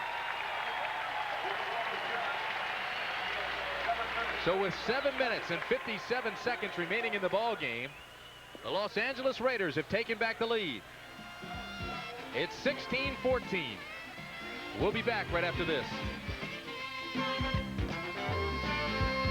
The Texas state budget has grown from $8 billion to $48 billion since 1972. We have more state employees for taxpayers than California, and a tax burden higher than Massachusetts. I say it's time to do something different. Let's do a better job of managing state government and spend our money a little smarter, too. Better management, smarter spending. Clayton Williams for governor. That's the way to make Texas great again. When I heard this new sirloin cheesesteak had real sirloin, I said, yeah, sure, right. At a fast food place? Suppose they got oceanfront property in Indiana, too. What would that be, the Indian Ocean? But this is real. Real sirloin, real tender, and real tasty. The new sirloin cheesesteak at Jack in the Box. It is real sirloin with grilled onions and melting cheese on a toasted steak roll. I wonder how much they want for that property. Cape Hatteras and Old Milwaukee both mean something great to these guys. Hatteras means surf casting for bluefish, and man, do they love to fight. And Old Milwaukee means a great beer. Cold, crisp Old Milwaukee beer. And smooth, golden Old Milwaukee Light. There's nothing like the flavor of a special place and Old Milwaukee beer. Old Milwaukee and Old Milwaukee Light. Hey, guys, this doesn't get any better than this. Next Saturday night, the journey continues for the Dallas Cowboys as they return to Texas Stadium to take on the Pittsburgh Steelers. And this will be a big opportunity, obviously, for players trying to make the team. Following the game, the Cowboys must reduce the roster to 60 players, so be sure to join us next Saturday. Cowboys and Steelers, coast to coast. The best games are on Raycom. Check your local listings for more information. This is Rod Harris to the 22-yard line, and that's where the Cowboys will have their possession with 7:48 remaining in the ball game.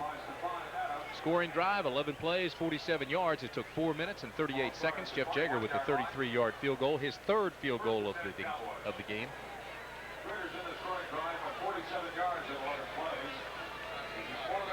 Dave Laufenberg needs to come out this series here and probably a little bit more into the game, the feel of things, probably seeing things a little bit better. I think he got a feel of the things real quickly in this ball game. Took a shot to the back, and he hasn't been right since.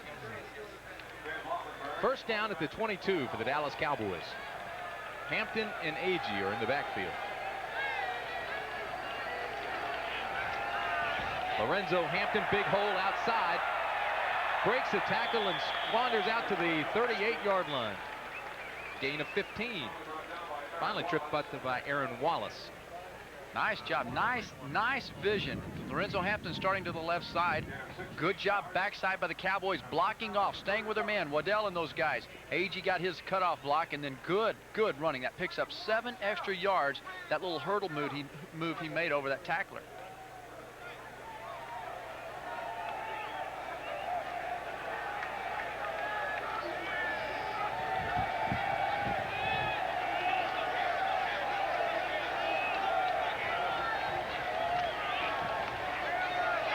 Hampton again with a big hole to the 45-yard line. They'll mark it almost at the 46.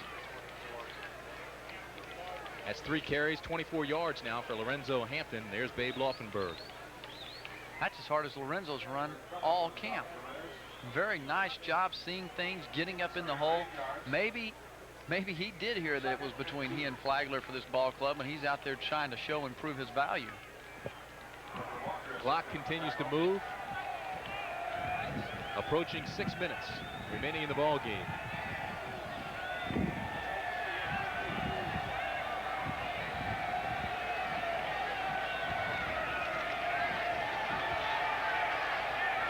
Straight ahead, Agee bangs for maybe 1. It'll be close to the first down. I think he got it. Let's watch out. The defensive tackle moved to left guard. 65. See how he goes off. 95. Mark Whalen does a nice job. He finds his man, kind of wanders around like, hey, what's going on here? But they got the first down.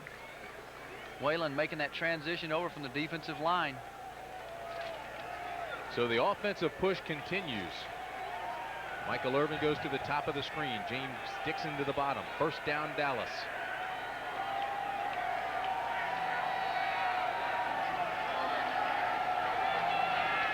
Laufenberg has pressure, throws underneath to his safety valve and gains about 4 yards. Heady play by Laufenberg, and Jennings made a fine catch.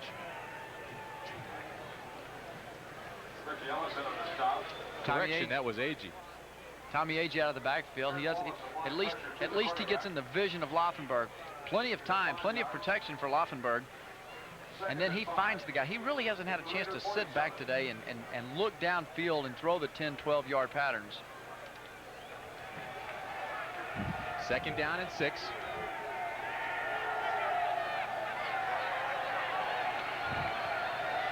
Hampton bounces outside, breaks a tackle, and struggles forward for about 3. It'll bring up third down and a long 3. Ricky Ellison made the tackle, 7-year veteran out of Southern Cal. Keith Jennings out of the ball game, has an eye injury. You know, when we talk about injuries, we have not seen a lot of really bad injuries in these 2 preseason games so far. Been very, very fortunate. If you're just joining us, Troy Aikman suffered a mild concussion early in the ball game. Steve Walsh came in and played extremely well, led 2 touchdown drives, and the Cowboys led at halftime 14-13. This is Hampton off the right side. He'll be close to a first down, about a yard shy. 3:35 remaining in the ball game. It'll bring up 4th down and short for the Cowboys.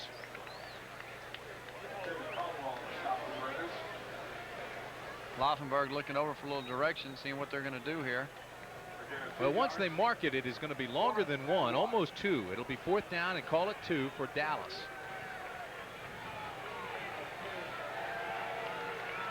Jimmy Johnson figuring he's got to go for it with about 3:10 left in the ball game.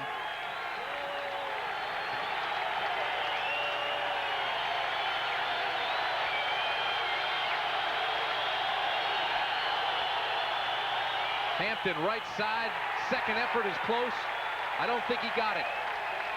Again, it was Ricky Ellison, the middle linebacker, who made the tackle.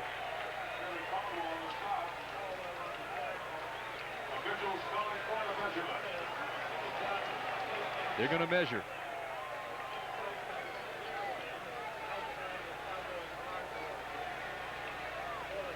Doesn't look like that that he got it from up here. Cowboys say they got it. The Raiders say they didn't. Now, here's something that's different. In preseason games, you don't want to run this, but you get into the regular season, a situation like that would be ideal to fake it up in there, come up and throw to a tight end that is snuck through the line of scrimmage over the middle, or a flea flicker. But you don't really want to show those things in preseason because you ruin it for the next 4 or 5 weeks.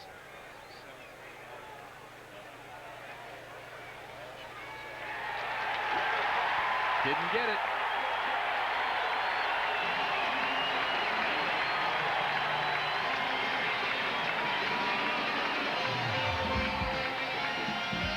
.247 remaining in the ball game. The Raiders lead by 2.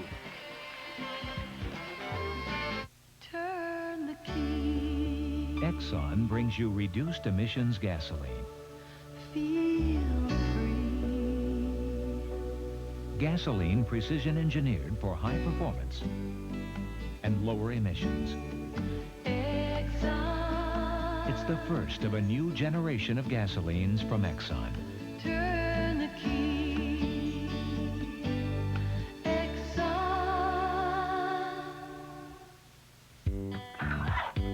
You know, my chickens are like lots of Americans today. They eat a healthy diet, like all natural grains, high in protein, low in fat, with no preservatives. Sure, the chickens don't know the difference, but you and I do. And a natural chicken is a lean chicken, a better tasting chicken. And my microwave nuggets and patties are no exception. Try some and see.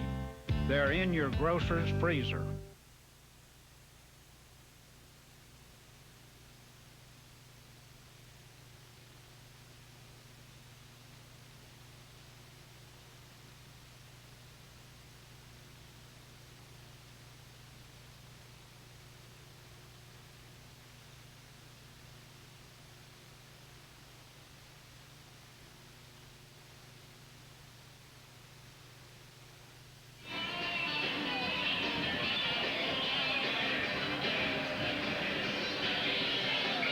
A reminder to call 214-579-4800.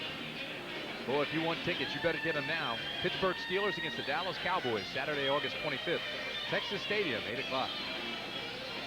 Also, Jimmy Johnson told us he's trying to stay as basic as he can in the first couple of games, but as they come down to the final 2 preseason games, he's going to want to open it up. He's going to want to keep the starters in longer, trying to get some rhythm try to get them used to what they're going to do in the preseason. So buy your tickets now. That game should be fun to watch. Pittsburgh's strong, Bubby Brister's exciting, and the Cowboys will start to open it up. They played a half today. You can look for them 3 quarters next week. That'll be a good ball game to watch. 2:47 remaining in this ball game here. Raiders lead it by 2, 16-14. First down, Mueller off the left side. Nice play. Stan Smagala, the rookie, the 5th-round draft pick out of Notre Dame, came up on that corner and made the tackle. Loss of 1. Stan was saying how he really needs to work on being aggressive and more physical at his new position, and that's the kind of plays that you need to make from the strong safety position. Cowboys take a 40-second timeout, their first timeout this half. There's a look at Jeff Francis out of Tennessee. He was a 6th-round draft pick last year, 6'4", 220-pounder, has not played much. But they may start giving him some playing time if Berline doesn't come back into the camp here soon. Berline's been a holdout. Jay Schrader standing over there, he probably didn't even break a sweat today. They had a handful, what, 15, 16 plays in the first half. I want to tell you something. Jay Schrader still does not look like he's in a rhythm. He was 4 for 11 today, 55 yards, 12 for 29 last week. 1 touchdown, 1 interception. So he's playing right around 41%, but that's not going to get it done. Cowboys' regular season schedule. It all starts with San Diego, September 9th.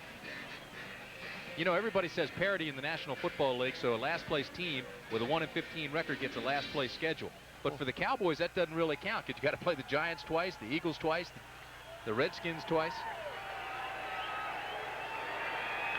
2nd down and 10. They go to Mueller, who's wide open in the flat. Boy, I don't know what happened to Vincent Smith, but he didn't get out there. A gain of 18. That's a big play for the Raiders, and the clock stops at 2:31. Yeah, watch how Evans gets back in the pocket, and somebody forgets to pick up Mueller over in the flat. Vincent Smith must have been able to, or responsible for that flat over there. You know, that's 2 times we've seen breakdowns in the secondary. They had some big-time breakdowns earlier against the Oilers in scrimmages that resulted in touchdowns. Against that run and shoot, you're in trouble if you make a mistake. And then today we've seen a couple that resulted in big yardage. You know, with the speed-up rules where they don't stop the clock once the ball is reset, except for the last 5 minutes and the last 2 minutes of the game and the half. This game has moved along quite nicely. Mueller on the right side. Game started at 1 Pacific time, and it's now just about 7 minutes to 4. Smagala stops Mueller. Stan had to take on a big pulling guard around the corner. He's probably thinking, hey, if I got to do this for 11, I better bulk up a little bit more. Approaching the 2-minute warning.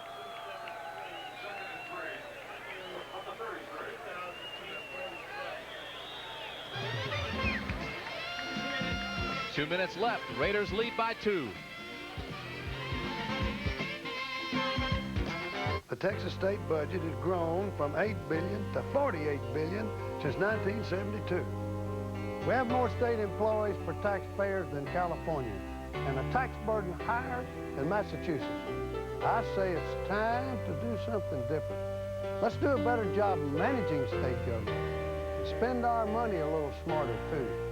Better management, smarter spending. Clayton Williams for governor. That's the way to make Texas great again. Beale Street and Old Milwaukee both mean something great to these guys. Beale Street means a blues festival and spicy barbecue, Memphis style. And Old Milwaukee means a great beer. Cold, crisp Old Milwaukee beer. Smooth, golden Old Milwaukee Light. There's nothing like the flavor of a special place. An Old Milwaukee beer. Old Milwaukee and Old Milwaukee Light. Just doesn't get any better than this. Yeah. And this is our 1991 Chevy S10EL. Let me point out a few features. Electronic fuel injection, power front disc brakes, rear wheel anti-lock brake system, double wall steel, front and rear. 5-speed, full gauges, tinted glass. What do you think? So, what will I get for this price? Let me show you. The 91 Chevy S10EL. For value, nobody's winning like today's Chevy truck. Cowboys trailing 16-14 here with 2 minutes to go. Joining us live, Crawford Kerr, the outstanding offensive lineman, injured a knee earlier this week. How did you think the offensive line played today? I'll tell you what, I think they did real good. After the first half, it was like 17 first downs to 6, so you can't have no complaints with that. I think they played real good. Crawford, when will you be back? I'll probably be back not next week, Houston week. Real quickly, any difference in quarterbacks between Troy Aikman and Steve Walsh? Well, I'll tell you what, Troy got his bell rung early, though, so he was out. But Steve did a heck of a job in there, and they're both good. Crawford Kerr, thank you very much. Second down, Evans on the rollout, gets the first down inside the 30 to the 29. We want to take this opportunity to say goodbye to one of our longtime Raycom co-workers, Cindy Clemens, who coordinated all the logistical needs of our production department for the past 4 years. She also helped guide our promotion department the past years, leaving to pursue new adventures. So long, Cindy. We wish you lots of luck and say thank you for all your hard work past 5 years. Clock continues to move. 1:30 now remaining in the ball game. It's 16-14 Raiders, and that was a big first down for Evans. When Jimmy comes back and evaluates this ball game, he'll look at the second team again and realize they just didn't fare as well against the other second teamers in this league. It's they're not as deep, obviously, as any of the other teams around. Mueller cuts back to the 25-yard line. Also want to thank Jim Saunders and Bill Breslin up in the booth helping us today.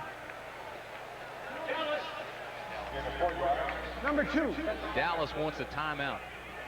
After Johnson stopped Mueller, there's 1:02 remaining in the ball game. Like we talked about earlier, next week Jimmy will play his guys 3 quarters, I'm sure. And each week as they go along in that workup towards that progression towards the opening game, we'll see some more things. We'll see a team that really is coming together offensively. I mean, they didn't run the ball spectacularly today, but Walsh did a great job of taking advantage of some of the things the Raider defense was doing. You know, the audibles, throwing some of the things one-on-one to those guys. Keep in mind, 40 players on this roster have 3 years or less experience, so it's going to be a long haul. People say an 8-8 season would be spectacular. I don't know if Jimmy would believe that, but it's going to be tough to get to 8-8. You know, and talking about experience, Jim Jeffcoat, he was telling me about how he really cherishes the memories he has working with Ed Too Tall Jones and Randy White.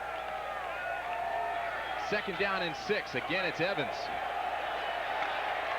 And Evans is down to the 20-yard line, and the clock continues to move. One other sports note, World Basketball Championship bronze medal game. The USA has defeated Puerto Rico 107-105. Under a minute to play. Vince Evans will hardly get out of bed tomorrow. He just comes around. This is a quarterback run. He's going all the way. You know, Mueller wasn't there for him. He goes, hey, I'll get behind you guys. Let's do it to it. Stays in bounds. Clock keeps moving. 6 carries, 70 yards for Mr. Evans today.